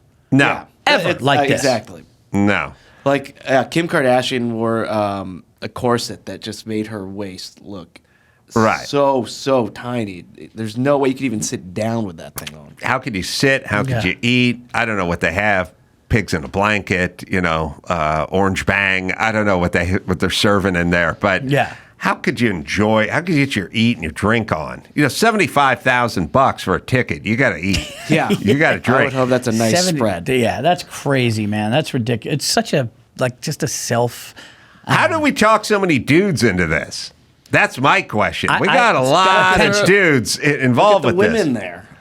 I know, but you have people dressed like a pop-up tent, or the guy who stands. Did Banksy make this one? Yeah, it's how you're never gonna get to that vagina. You can't find it. Never find She's it. dehydrated. Yeah, Cardi B's just layers. You can't even find it. You're like, you know what, dude, fuck it. It's not worth it, dude. You're Just down there for give 20 me a hand minutes. job. You think you're eating pussy. You're eating the inside of her knee.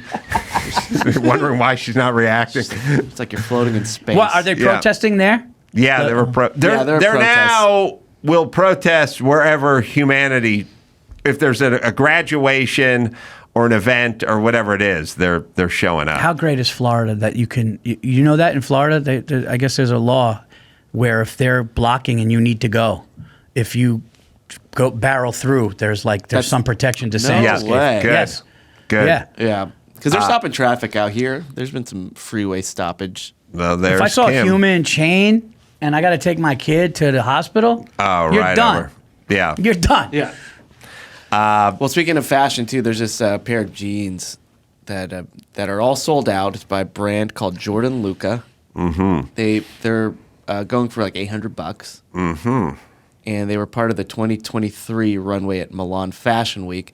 The only thing is they look like they have a dark stain in the groin area of the pants. So people are saying it looks like you peed your pants, and that's kind of the gimmick. I like it. Plausible deniability. These are my drinking pants. Could you imagine the hang there? How bad it is? Oh. I don't want to go hang with comics at the Comedy Store when I'm in town because of all this shit going. You think I want to go there? Hang with those people? Think about that. Do you know how awful of a hang Cardi B's got a bird on her head and you just got to act like it's normal? This is life imitating art in the last season of I Think You Should Leave. Tim Robinson, I believe his name is. Yeah. A guy, That one of shit the is so skits, a hilarious. guy comes out of the bathroom and he's got a pee spot on his pants. And then Tim Robinson saves him and says, no, those pants are real. They come with that spot. Oh, that's so right. it looks like you peed. Tim Robbins. right? Tim Robbins. No, Tim Robinson. Robinson. Robinson. Tim It's a Robinson. different guy? Yeah. Yeah, comedian. Tim Robinson. Oh, there's Tim Robbins and Tim Robinson. Yeah. Oh, okay. Have you ever desecrated your own khakis because of a couple of bad drips and you went, oh, I can't work around these two big dark drips in the front of these khakis, but if I wash my hands and slap a little on the I'll go, then I can come back to the table and go, the fucking faucet, I turn keep the your thing hands on. wet. Keep your hands wet. Yeah, throw a little on the face, a little on the shirt, and then I go, that fucking thing, I turned the thing on, it was like a fire hose. I got it all over me. Yeah. Have you ever self-desecrated? I've shit my pants. Yeah. But I haven't pissed myself. I've shit my pants. I think a guy shits his pants once every 2 to 3 years. I don't think I don't think I can do khakis anymore. No, you light can't go lighter. khakis because I was always an ass sweater, and I would sit. I was an ass sweater. I wasn't an underarm sweater. I was an ass sweater. Yeah. You wouldn't see my dress shirt pitted out. You'd see a circle on my ass. You need an ass sweater. I need an ass sweater for my ass. And I would jump in my pickup truck with the vinyl bench seat in it, because some formal thing once a year, those with the khakis, San Fernando Valley, no air conditioning.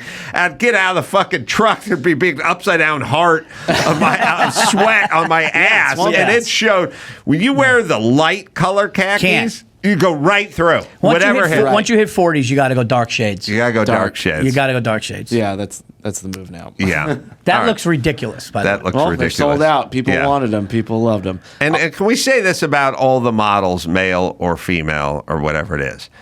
Just because you have an attitude and you're not fat does not make you good looking. There's so many people, the models are just malnourished Dude, now. They're not like even Sting. good-looking dudes anymore. That looks like Sting on Ozempic. Doesn't Right. it? Look at Yes. that. This model. Yes. Look. Just you being emaciated does not make you handsome. There are handsome people out there. The Hemsworth brothers are handsome men. You're not handsome. You're just malnourished with an attitude. Yeah. You're not eating. Right. All right. Well, also in New York, your governor, Kathy Hochul, she is regretting making an offhand remark. No, of course she is. Suggesting black children in the Bronx. Well, it's about them. We can play the clip and just you can listen to what she said about black children in the Bronx. Young black kids growing up in the Bronx who don't even know what the word a computer is. They don't know. They don't know these things. And I want the world open up to all of them, because when you have their diverse voices innovating solutions through technology, then you're really addressing society's broader challenges. See, that right there needs to make that right there. Oh, I'm sorry, I don't mean to. Go ahead. That right there is why Democrats and people that like her should really are brainwashed, because saying things like that. If you don't know what a fucking computer is, and to suggest that their parents never told them what a computer is, that their friends never told them what a computer is, to do that, it's such a fucking vote baiting thing. That I'm sorry, but that's am I? It's crazy. It's called the soft bigotry of low expectations. It's brutal. Which is the ultimate racism. 100%. Making a joke about a guy having a big dick or high vertical leap or something, that's a joke. You thinking people in 2024 are incapable of getting a driver's license? Yeah. Oh, maybe that's it. The DMV has all the computers. Maybe that's why those people never seen a computer, because they've never been to a DMV to procure a license and an ID. Yeah, there's some world-class statements. There's but the problem is somebody watching that going, oh my God, she's right. These kids don't have. Let's just robotic, dumb, brainwashing shit. Right. Oh no, it's insane. It's what educated white people really think of certain minorities. They think of them like you'd say, listen, you're the zookeeper, you're in charge of the zoo here, and you put the flamingos in with the alligators, and the flamingos got decimated by the alligators. Yeah. What were you thinking? Right. It's like literally like you can't expect these people to do stuff without stuff and stuff. Yeah. I mean, Joe Biden's had some of the greatest. Joe's explain. We got to find the one, Dawson. There's the black students are smart as poor students one. That's a good one. He's had a bunch. But he's had the black small business owners are just as smart as white ones. They just don't have access Well, what to about lawyers. if you don't vote for me? Or accountants, you ain't black. I mean, he's had some doozies. And what I've said to Chris, and what I've always said, and this is really the sad part, and I've tried it. You could try it with a few black comedian friends of yours. Yeah. I go, why aren't the blacks insulted? Why aren't they insulted? Why aren't they rising up? If people were talking about me this way, I'd go, what the fuck? Shut up. What do you mean? I'm not capable of getting an ID or I can't start a business. I don't know what a computer is. That's insane. It's racist, but also it's totally insulting. Yeah, and so Chris was saying to me before the show, he goes, why are they putting up with this? Like, why are the blacks putting up with this? Why would you do it? I said, I'll tell you why. And because ultimately it favors them, even though it's insulting. Like if I was talking to someone and I said, I got to move some furniture this Sunday, and the person went, why don't you get Chris to help you move the furniture this Sunday? And I went, he's too lazy and stupid.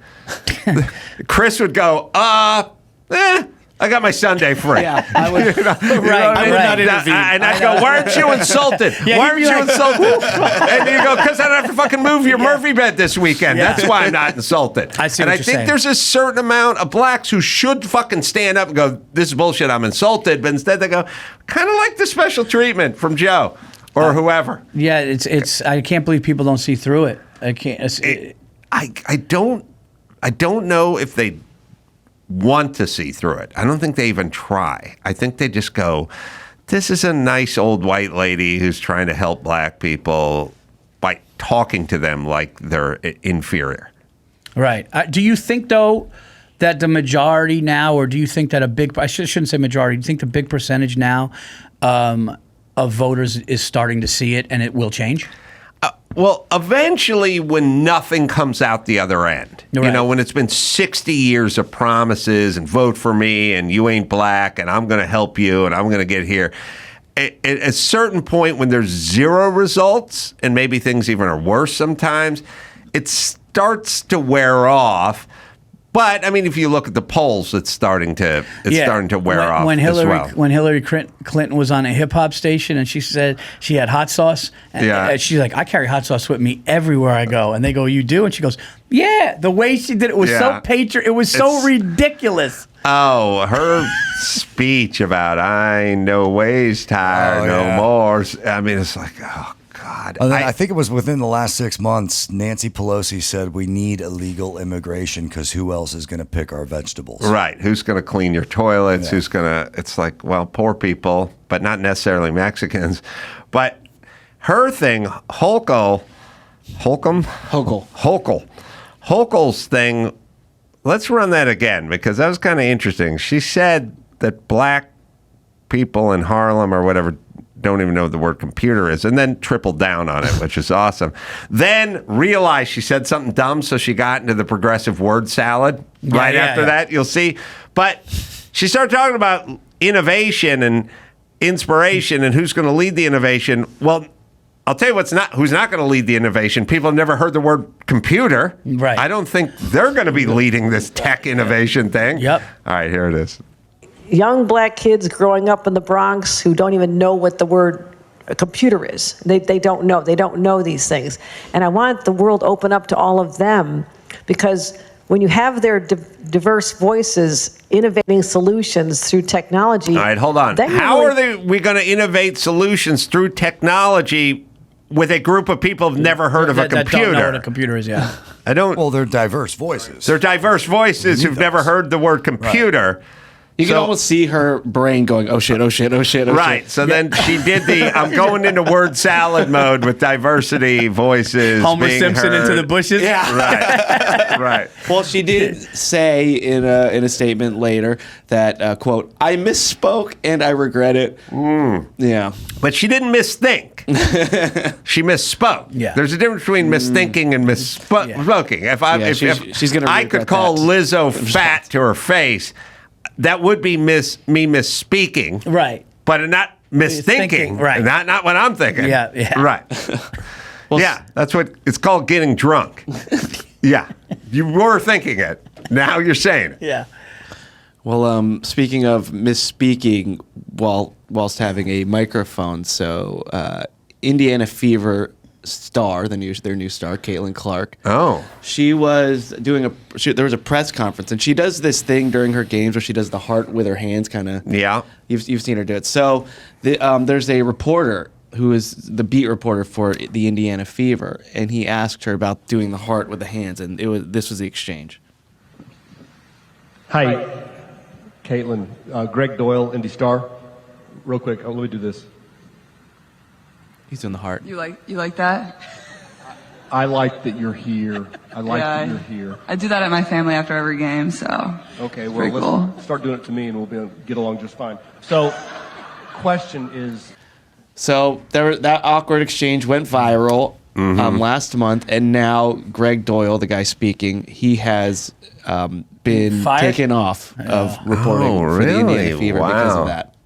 Well, okay. He was suspended for 2 weeks, and then they're just like, you're not coming back. I will say though, it's a stupid thing to say that when she just got there. If you do it with me, we'll be okay. I don't know, man. That's I'm not saying that it's like wrong. Maybe he meant it lighthearted, but don't you got to be a little smarter than that? Yeah, I mean, he got out of the apologize. gate by going, this is her thing. You know, Right. she does the heart thing. Yeah. So I'll do the heart thing. Like if I was a Swiftie, I'd have all the bracelets, Sure. you know, and I'd hold it up because that's solidarity. Yeah. So he got out of the gate with the heart.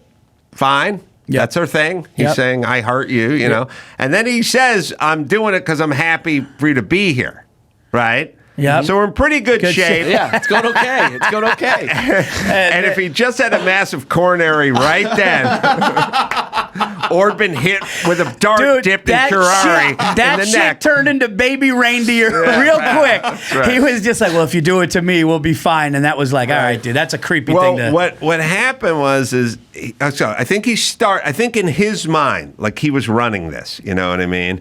And he goes like, I'm gonna do this. Like when Dane Cook came up with his super FU or whatever it was, which was always stupid. I didn't know what that was. The shocker?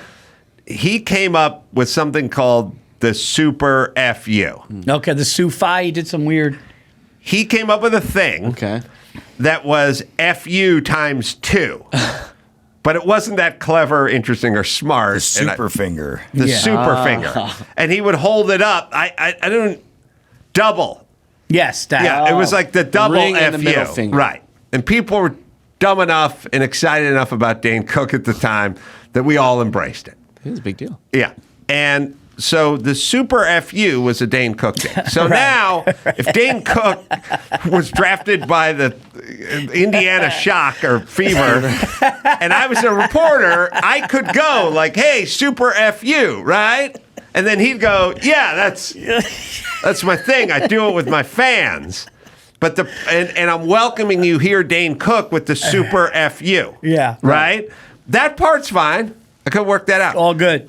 Then she went on to say, I do that with my family or loved ones or whatever. And then he riffed. And the riff is what got him into trouble. Yeah. He prepared the first part. You know what I mean? Like a wedding speech that you wrote down, and it was nothing but respect. And then at some point, it would go, Mark's been with a lot of women, and he chose you, Becky.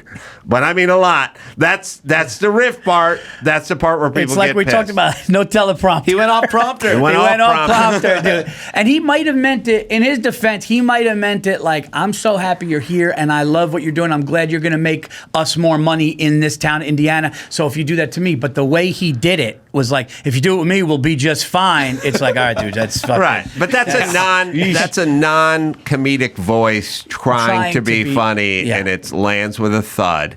And all I'm saying is okay. First off, this is Zero Burger. You shouldn't lose your job. But secondly, she should step up and go, don't get this guy fired. We need way more of this. Yeah. Everybody, like the shittiest part about when Rose, or whatever his name was, Chris Rose from The Bachelor, got fired. It's that bitch who got him fired. Like, she should have went like, leave the guy alone. I don't think he's racist. He's a good host. He's been here for 11 years. Leave him alone. Yeah. They don't.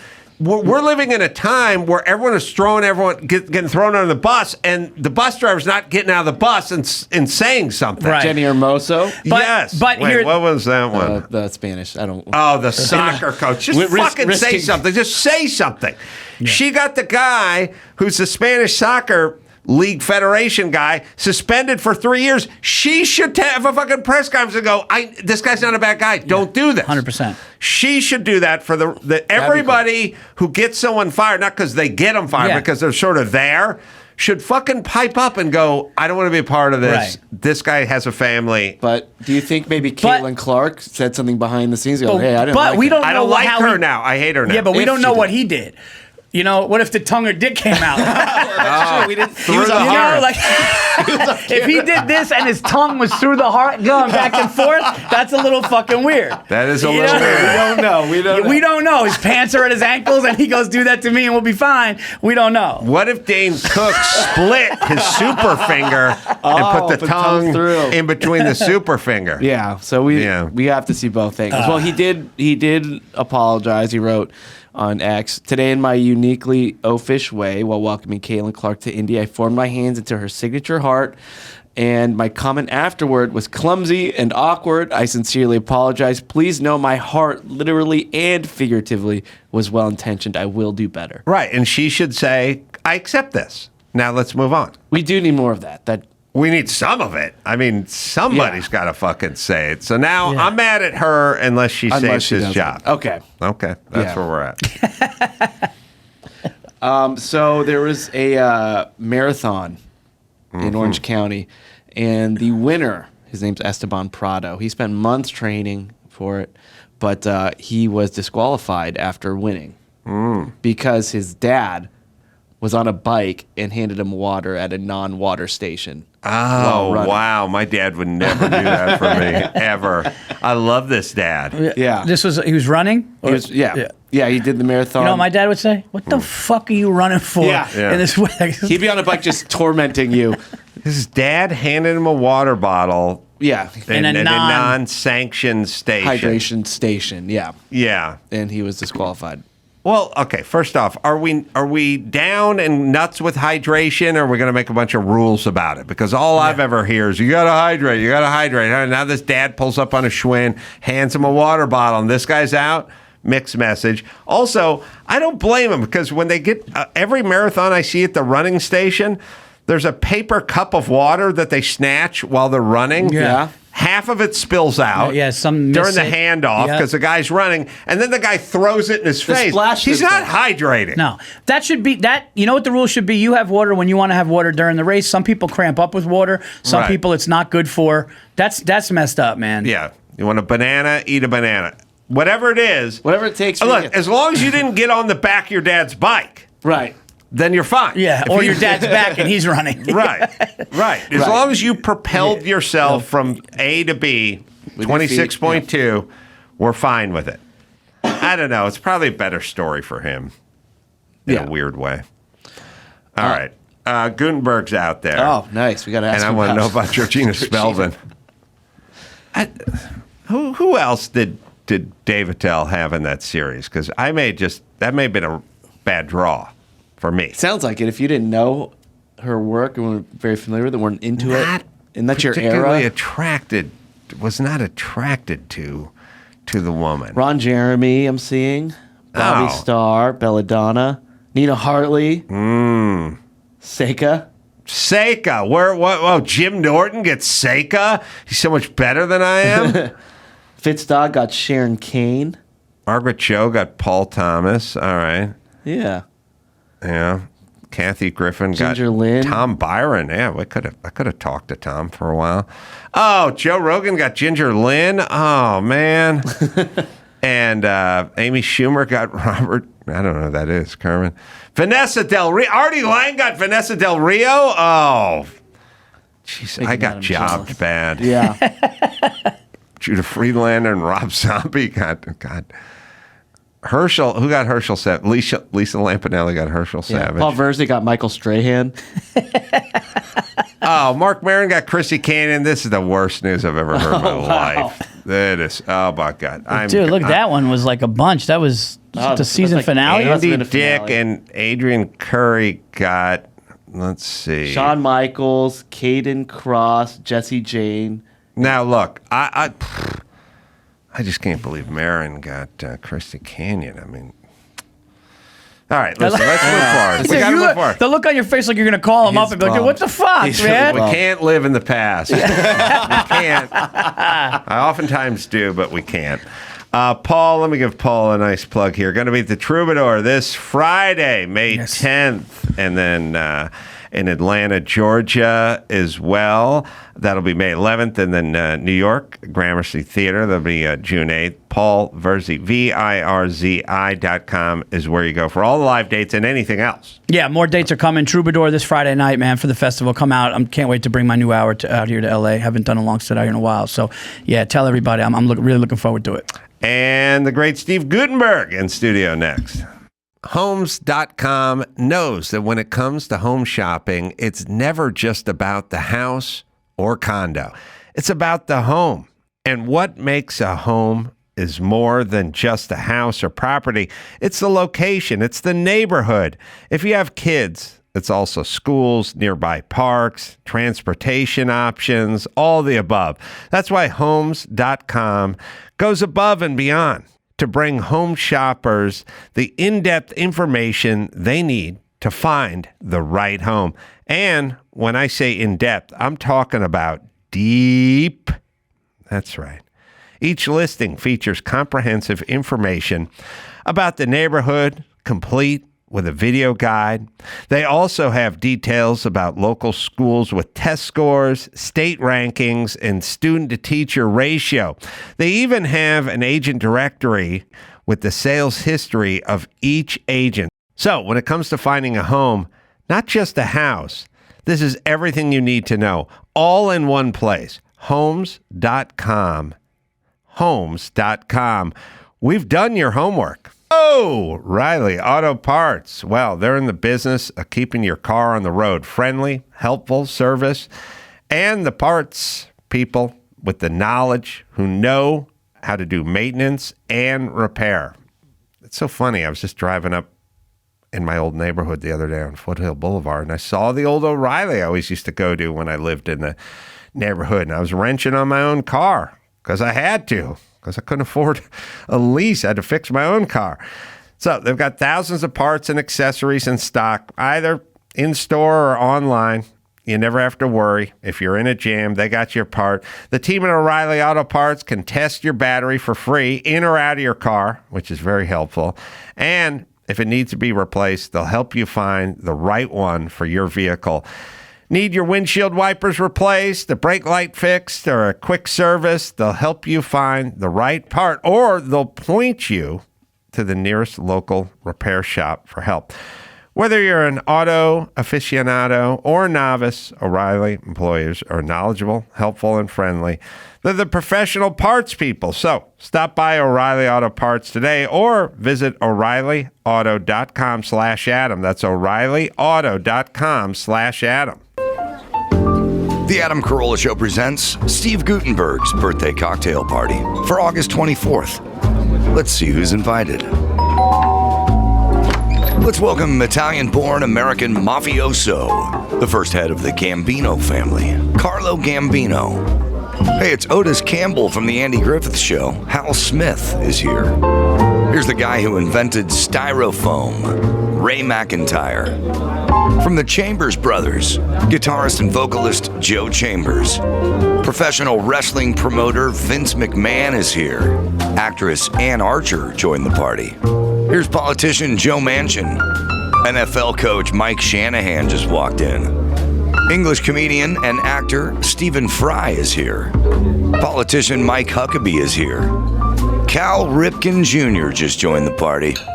Let's welcome David Koechner. Friend of the show, Dana Gould. Marlee Matlin just walked in. Reggie Miller's here. Here comes Dave Chappelle. Actor Chad Michael Murray is here. From the Harry Potter movies, it's Rupert Grint. And let's welcome the former chairman of the Palestinian Liberation Organization, Yasser Arafat. Steve Gutenberg is on the Adam Carolla Show. Steve Gutenberg is here. Good to see my old friend. Steve's done so many movies. Cocoon, Police Academy, 3 Men and a Baby. One that I always short circuit, of course. One of my favorites all time, gets a little overlooked, Diner. Yeah, what a great picture. Just a great picture and a springboard, a catapult, launching point for some incredible names. Yeah, we had I have them somewhere. Lucky group there. Oh, wait. Look at the Diner cast somewhere here, Chris, I think. It's pretty... Oh, there it is. Sorry. Yeah. Daniel Stern, Mickey Rourke, Kevin Bacon, Tim Daly, Ellen Barkin, before you knew who any of these people were. Yeah. That was really terrific when you're starting out, everybody's ambitious, and everybody's got a little something, but I don't think that you think, oh, we're all going to become... We're just looking for a job. Right. And get paid, and hopefully will something happen with it? I don't know. None of us knew what it was like to have a picture released or be famous, but actually the famous one was Kevin, because he played a character, I forgot his name, on a soap opera. He played a drunk. Mm-hmm. And maybe his name was Tim or something. And we were at dinner one time somewhere, and a lady came over, and she came over to Kevin and said, "You should be ashamed of yourself." That's so fans of the best. So Barry Levinson, it's a funny, small, interesting, smart movie. I mean, Diner is, that I feel like some people missed. So avail yourself of Diner, 92% with the critics on Rotten Tomatoes. Yeah. And then it got voted by Vanity Fair as the top picture for the last 30 years. Really? Yeah, for the sort of the intelligentsia, people who are cinephiles, everybody who knows movies. But in the big scheme, in the Marvel universe, it's not going to be making a dent. I'll tell you, there's one thing I picked up from Diner that was all over, that was always in the movie, and that me and all my friends did after we saw Diner, and I recommend it. When you go out to a diner and you order French fries, especially the kind of thicker ones, order a side of gravy. Yeah. Dark gravy, and dunk them in the gravy. Yeah, it's great. Screw all you people with your ranch or your and your ketchup. Yeah. Do the gravy. That in Diner, I was like, we started doing that. We'd go to Dupar's and we'd order fries. We'd order a side of gravy. First off, they just give you a side of gravy. They don't argue with you. Yeah. They just go, "What's it for?" They just go, "Here's the gravy." Dunk it. Yeah, I think it's a Baltimore thing. It must be a Baltimore thing. Baltimore's a great city. Yeah. Really great city. You been there? I'm going to be at Timonium, which is outside of Baltimore, but Gooby's coming up. And we did go to Baltimore. And I know you grew up, you did stand-up early on, right? Yeah, and actually I saw you were going to be at Governor's. I worked at Governor's when I was 16. 16? Yeah. Doing stand-up? Doing stand-up, and I had a great beginning, great middle, terrible end. I just couldn't click the end of a joke. But there was also a place called the White House on Hicksville Road, and Eddie Murphy and I think Jerry Seinfeld and a bunch of guys played there. And it was owned by, you'll remember this guy, Richard Dixon. Do you remember Richard Dixon? He was a Richard Nixon impersonator. Oh, really? And he owned the White House Comedy Club on Hicksville Road. Right? So did you start off as a stand-up? No, I started off when I was like 12 doing children's theater. And then I just would do anything, to try to get in front of an audience. And I always thought that stand-up was great theater, because it is theater. Right. You get up there with a little script, and you've got 20 minutes or 1 minute to sort of do your little show. So Right. I think it's a great, it's the bravest theater around. It's a one-man show. Yeah, I never thought of it, but yeah, it is sort of the ultimate theater. It is. And if you would be in a play, then why wouldn't you do stand-up? Yeah. If you treated it like a theatrical It's a role. script. It's not, everyone thinks you get up there and you're just winging it. Obviously you're not. Right. You got material, you memorized it, and you got to know where the jokes are, you can sort of play around, but you got to hit certain places. And I would love to start doing it again. Because also what's great is, let's say you're somewhere and you go, I want to go on stage. You walk up to some comedy club, and you can do 15 minutes anytime you want. Yeah. It's like, I want to go do some theater tonight. I can get up there and work. Well, the book I should tell people about, by the way, Time to Thank, and it's about you and your dad and you being a caregiver to him at the end of his life. Yeah. We figured out he was a police officer. Yeah. So he was kind of your hero growing up? NYPD. He was plainclothes, undercover. He was a uniform cop, and he loved it. And So wait a minute. He first was uniform, he then was first plain uniform clothes? and then plainclothes. Right. And they did undercover too. And Sonny Grasso was his partner, Mm-hmm. who was the brother of the character that Gene Hackman played in French Connection. Wow. And so they were like go-go guys, really Mm-hmm. go-go guys. And at one point, my mom couldn't take it anymore, and she asked my dad to stop. She said, "I can't wait for you anymore to come home. Right. It's too hard." So then her cousin Harvey had an electronics company, Sun Radio, and my dad was an electrical engineer from City College. So he went into that. And he was one of the first guys into semiconductors.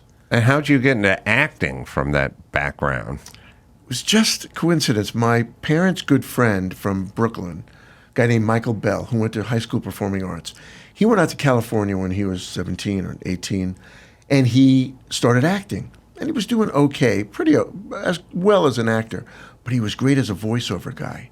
He became one of the top 10 voiceover guys in the whole world. Paul Virzi and those guys, Danny Dark. And in the 70s, he was making a fortune. So when he would come to New York, to Massapequa or to Flushing and visit us, he came in a Cadillac. He always had a beautiful girlfriend. And I said, somebody would say, "What do you want to do?" I'd say, "What does he do?" Right. And I just started, I went to a children's theater called the Town of Oyster Bay Children's Theater, where we did Rapunzel and Snow White for schools for a couple of summers. And I liked it. And then I went into the city and started taking classes. And it just started rolling. Sometimes I think if I had to do it again, I don't know if I would become an actor, because it's a weird life. It's such a up and down life. But it just kept rolling and rolling. And then when I was 17, well, actually when I was 14, went out to visit Michael in Hollywood. And oh my God, he lived in a beautiful house in the valley, and he had a shrimp.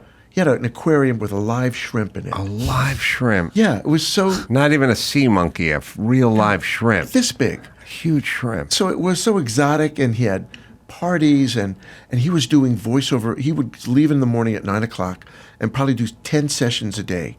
And it was exciting, and it just looked like a great life. So when I was 17, my parents let me go out to Hollywood again for 2 weeks, see if I could become a movie star. And I got a commercial. I got a Kentucky Fried Chicken commercial. And I was supposed to go to Albany State University, but my dad said, "Okay, you could stay a little longer, but you need to come back by the end of the summer to go to school." The KFC commercial, you're acting with the actual colonel? Yeah, exactly. I was standing right next to him. Harlan was his name. Yes. And it was exciting as hell. It was exciting. And, God, I'm trying to think. I mean, I wonder how much longer he lived after that. Oh, I think for a little while, because I remember seeing him in the paper, and I ran into him one time in Florida somewhere, in Boca.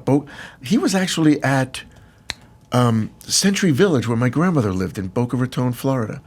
Like retirement? Yeah, he was walking around. I think he was visiting a friend. So you come out, you get a commercial. Yeah. It's a national commercial? Yeah. So there's some money there. Yeah, a little bit. They paid pretty good, actually. And you got like a little taste, of success pretty fast. Yeah. Right? Yeah. But then what's first? Is Diner the first big thing for you? No, I did a picture. I saw Winning. You have Winning out there. Oh, I was looking at something on it, but keep I going. did a Boys from Brazil? Well, no, it was called Roller Coaster. It was directed by the same director, James Goldstone, who directed Winning. With Paul Newman. With Paul Newman. And I actually was looking at the car out there. That really blew my mind. So I did this little part. Actually, Helen Hunt was in it too. Roller Coaster was a thriller about a roller coaster that had a bomb in it or something, and it was going to go off, and they had to... I don't know why they came up with this as a premise, but there used to be Earthquake and Towering Inferno and Poseidon Adventure with Irwin Allen. They do these big... sense around things at the Cinerama Dome, you know. But yeah, Roller Coaster was a 70s action thriller, whatever. Widmark.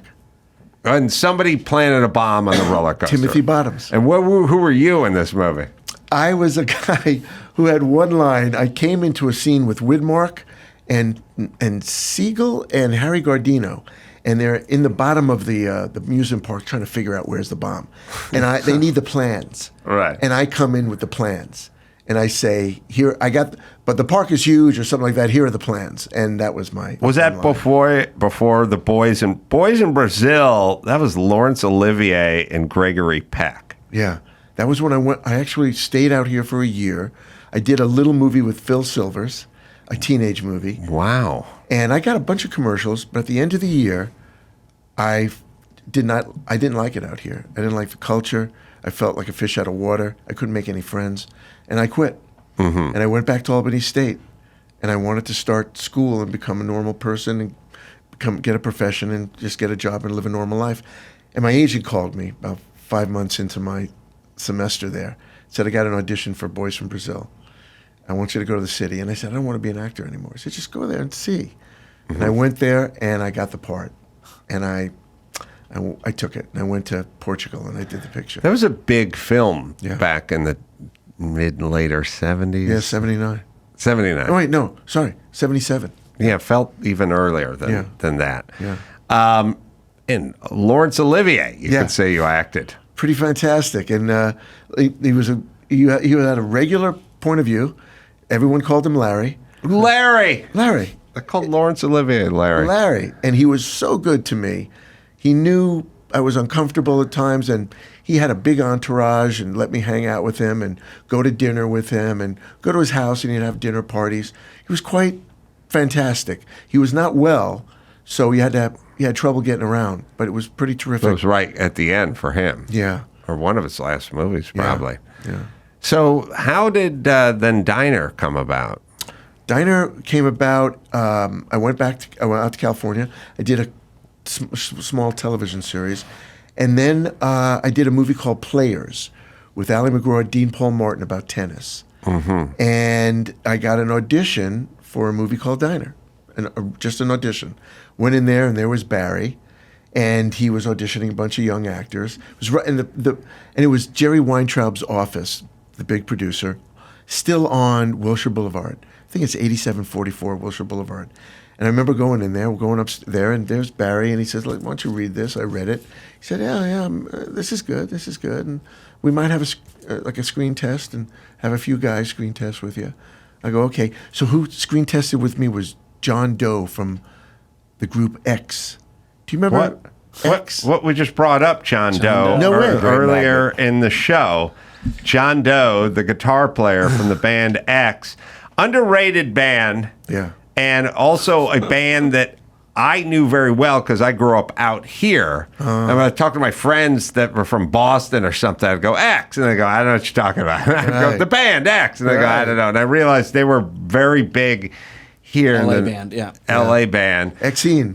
She was a total bitch. Oh, was she? Yes. Exene Cervenka was the lead singer of X, who I interviewed years later on Loveline on K-Rock, and I hated her. But John Doe... Yeah, he auditioned. As a teenage... Mickey's part. Oh, Mickey Rourke's part. Yeah. That makes sense. I mean, he must... This is pre-X, though, No, right? I think he was in X at the time. Oh, he was. Oh, yeah. Early 81, something like that. Yeah. Okay. Yeah. Mm-hmm. And we did the audition. I went home, and a couple of days later, my agent called and said he got the part.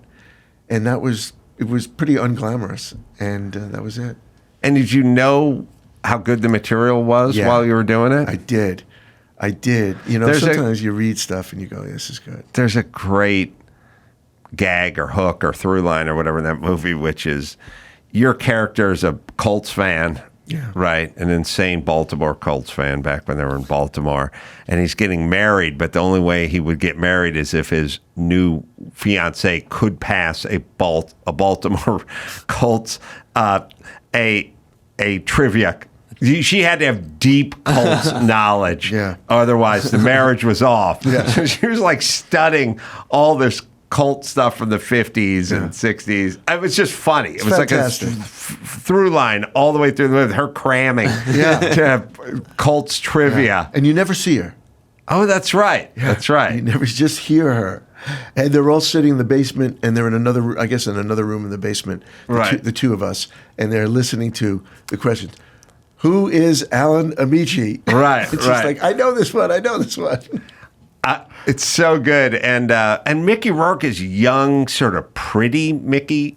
Rourke, not buff, weird Mickey Rourke.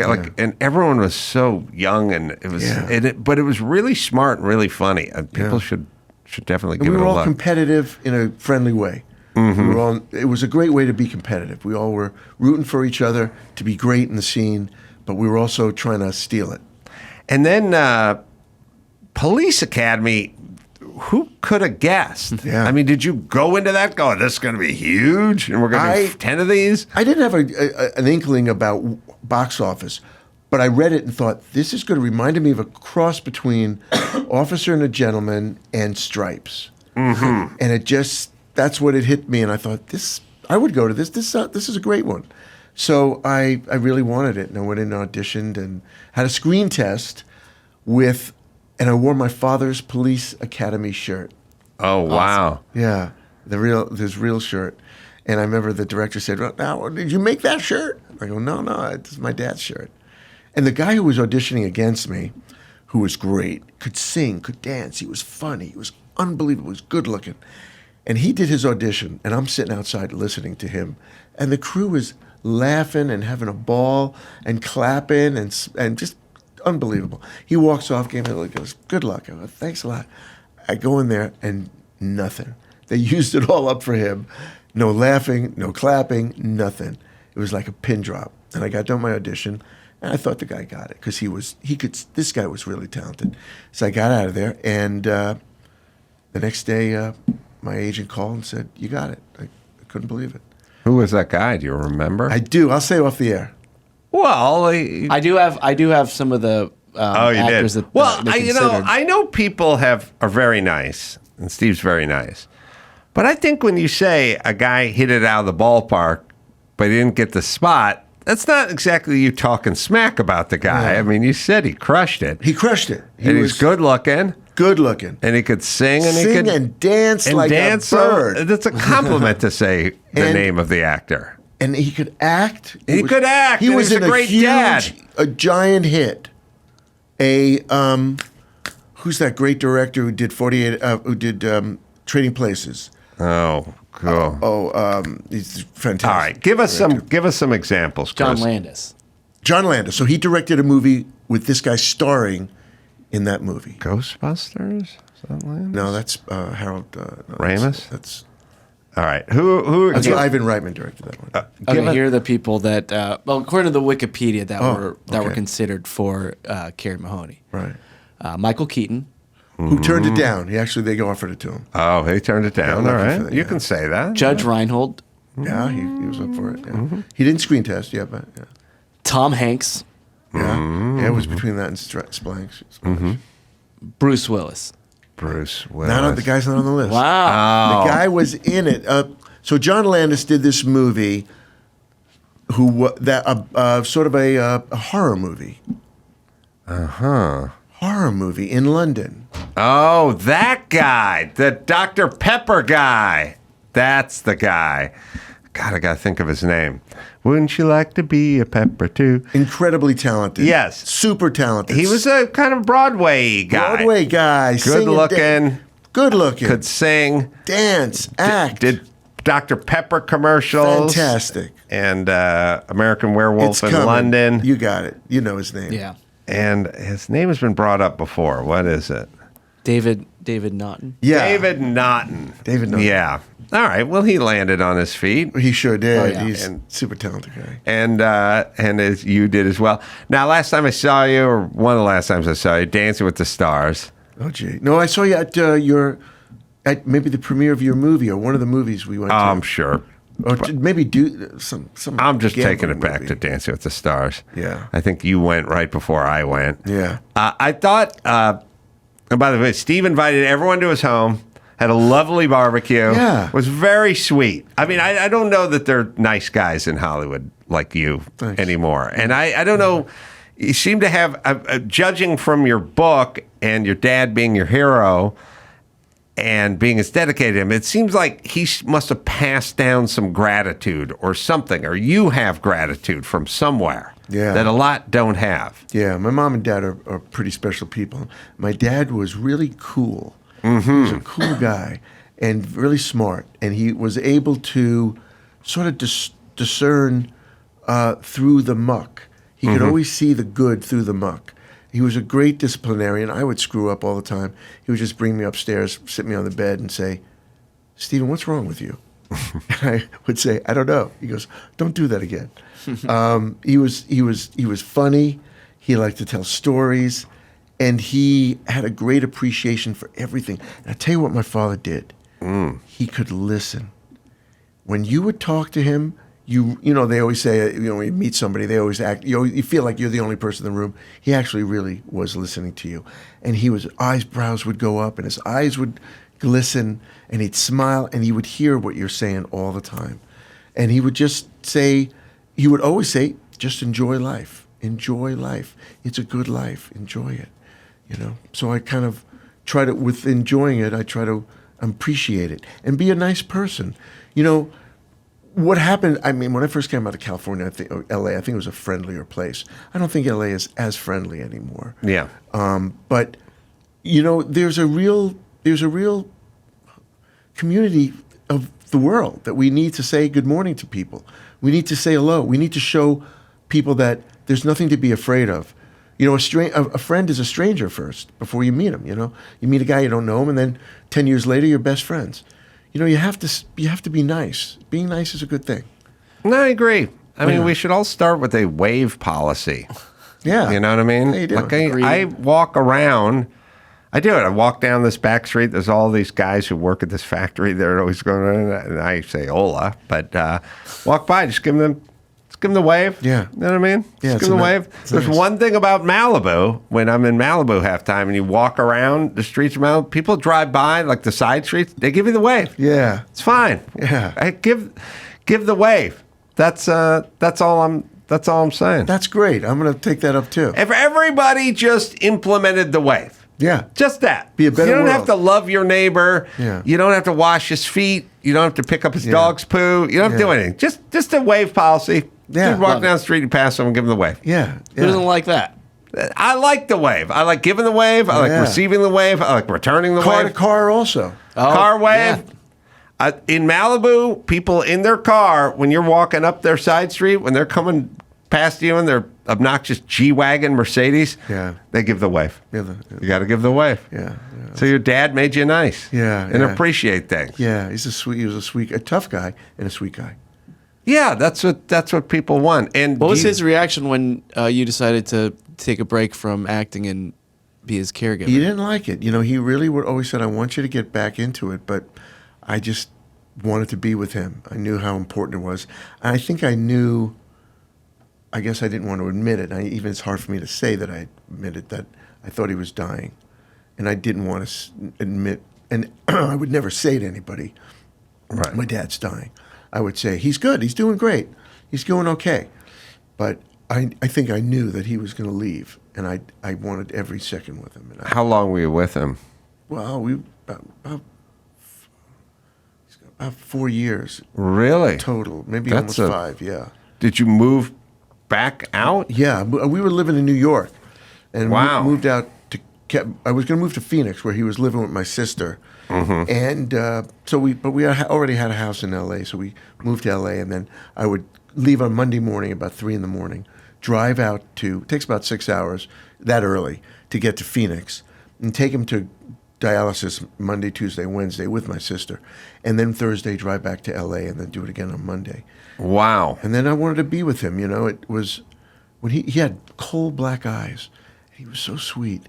And when I would walk in the morning, like 8:30 or 9 o'clock to take him, he's one of these guys who's so honest. He'd go, "Hi, you're here. You're here." It was so wonderful. You don't get that celebration very often. No, unless if you have a dog, maybe a dog will do that. Yes. People like that with a dog. They come in and the dog's wagging its tail like, Doesn't love that. Yeah, it's Tuesday. made it. I'm home. Yeah. Here we go. But I try to do that with people. I try to remember, hey, and you know what? It's not corny. It's not goofy. It's fun to see someone you know and go, hey, give a bigger than life thing. It just really makes you feel good. Do you have kids yourself? I don't. No. That seems so. Honestly, I'll choose the right word. Yeah. No, what I'm saying is it seems counterintuitive to me. I do meet people that don't like their parents and come from a bad place, and then they go, no kids. Yeah. Not going to do it. I know. But you seem like the number one candidate to have kids. I hope I do one day. I know it's, I could be an old dad, but I just never did. It didn't work out. Did you ever get married? Yeah. Been married twice. Are you married now? Married right now, yeah. And kids? And we talk about it, but nothing really. We were, before we married, we said, maybe we won't have kids. And then later on, we were talking about it, but it just hasn't worked out. But I do miss that. I do miss a home with kids in it. I would think that you would be toward the top of my list for dad material. Thanks. Unless there's some weird dark side that I'm unaware of, but I think I would have sussed it out. I'm not going to show you my underwear. By now, the dark side of Gutenberg. Yeah. But I just, if anything, just to show them all the old funny movies when they get to a certain age that I thought I was going to do with my kids, but they don't give a shit. But, or the episodes of Dancing with the Stars or what have you, which they're, by the way, not interested in anything you've done before, lately. Isn't that interesting? Yeah. It doesn't exist. Yeah. Maybe that's why he's so at peace. He hasn't been chopped down to size. Yeah. He hasn't He hasn't had the rug of life pulled out from underneath him like I have. Well, let me give Steve a plug. Time to Thank, and it's Caregiving for My Hero. It's available wherever you find books. May 21st is when it is out. It's always good to catch up with you, Steve, because I have such a fond thought when I think of Gutenberg, which is good, which is what you should. When people go, oh, what about this person? I go, Gutenberg, so nice, such a nice guy. Thanks. That people should say that. And maybe it starts with a wave. It's a little wave. Hi. It's just a little wave. You want to try one? Yeah, let's do it. Hey, Steve. Hey, what's up, Adam? How you doing? Hey, Chris. Oh, hey, Adam. Oh, good. Hey, Steve. Good. It's like being in Barbie world. Yeah, it is a little Addy world. All right, Netflix is a joke. That'll be tonight. Leno's going to be there, and Jay Moore's going to be there, and who else is going to? Rob Schneider's going to be there, and I'm going to be there. Wow. So just go to adamcarolla.com and find those tickets over at Jimmy's Theater after that. Tickets available. Steve, great to see you, my friend. You too, Adam. And until next time, it's Adam Carolla for Steve Guttenberg and Paul Virzi and Chris Maxpata saying, mahalo.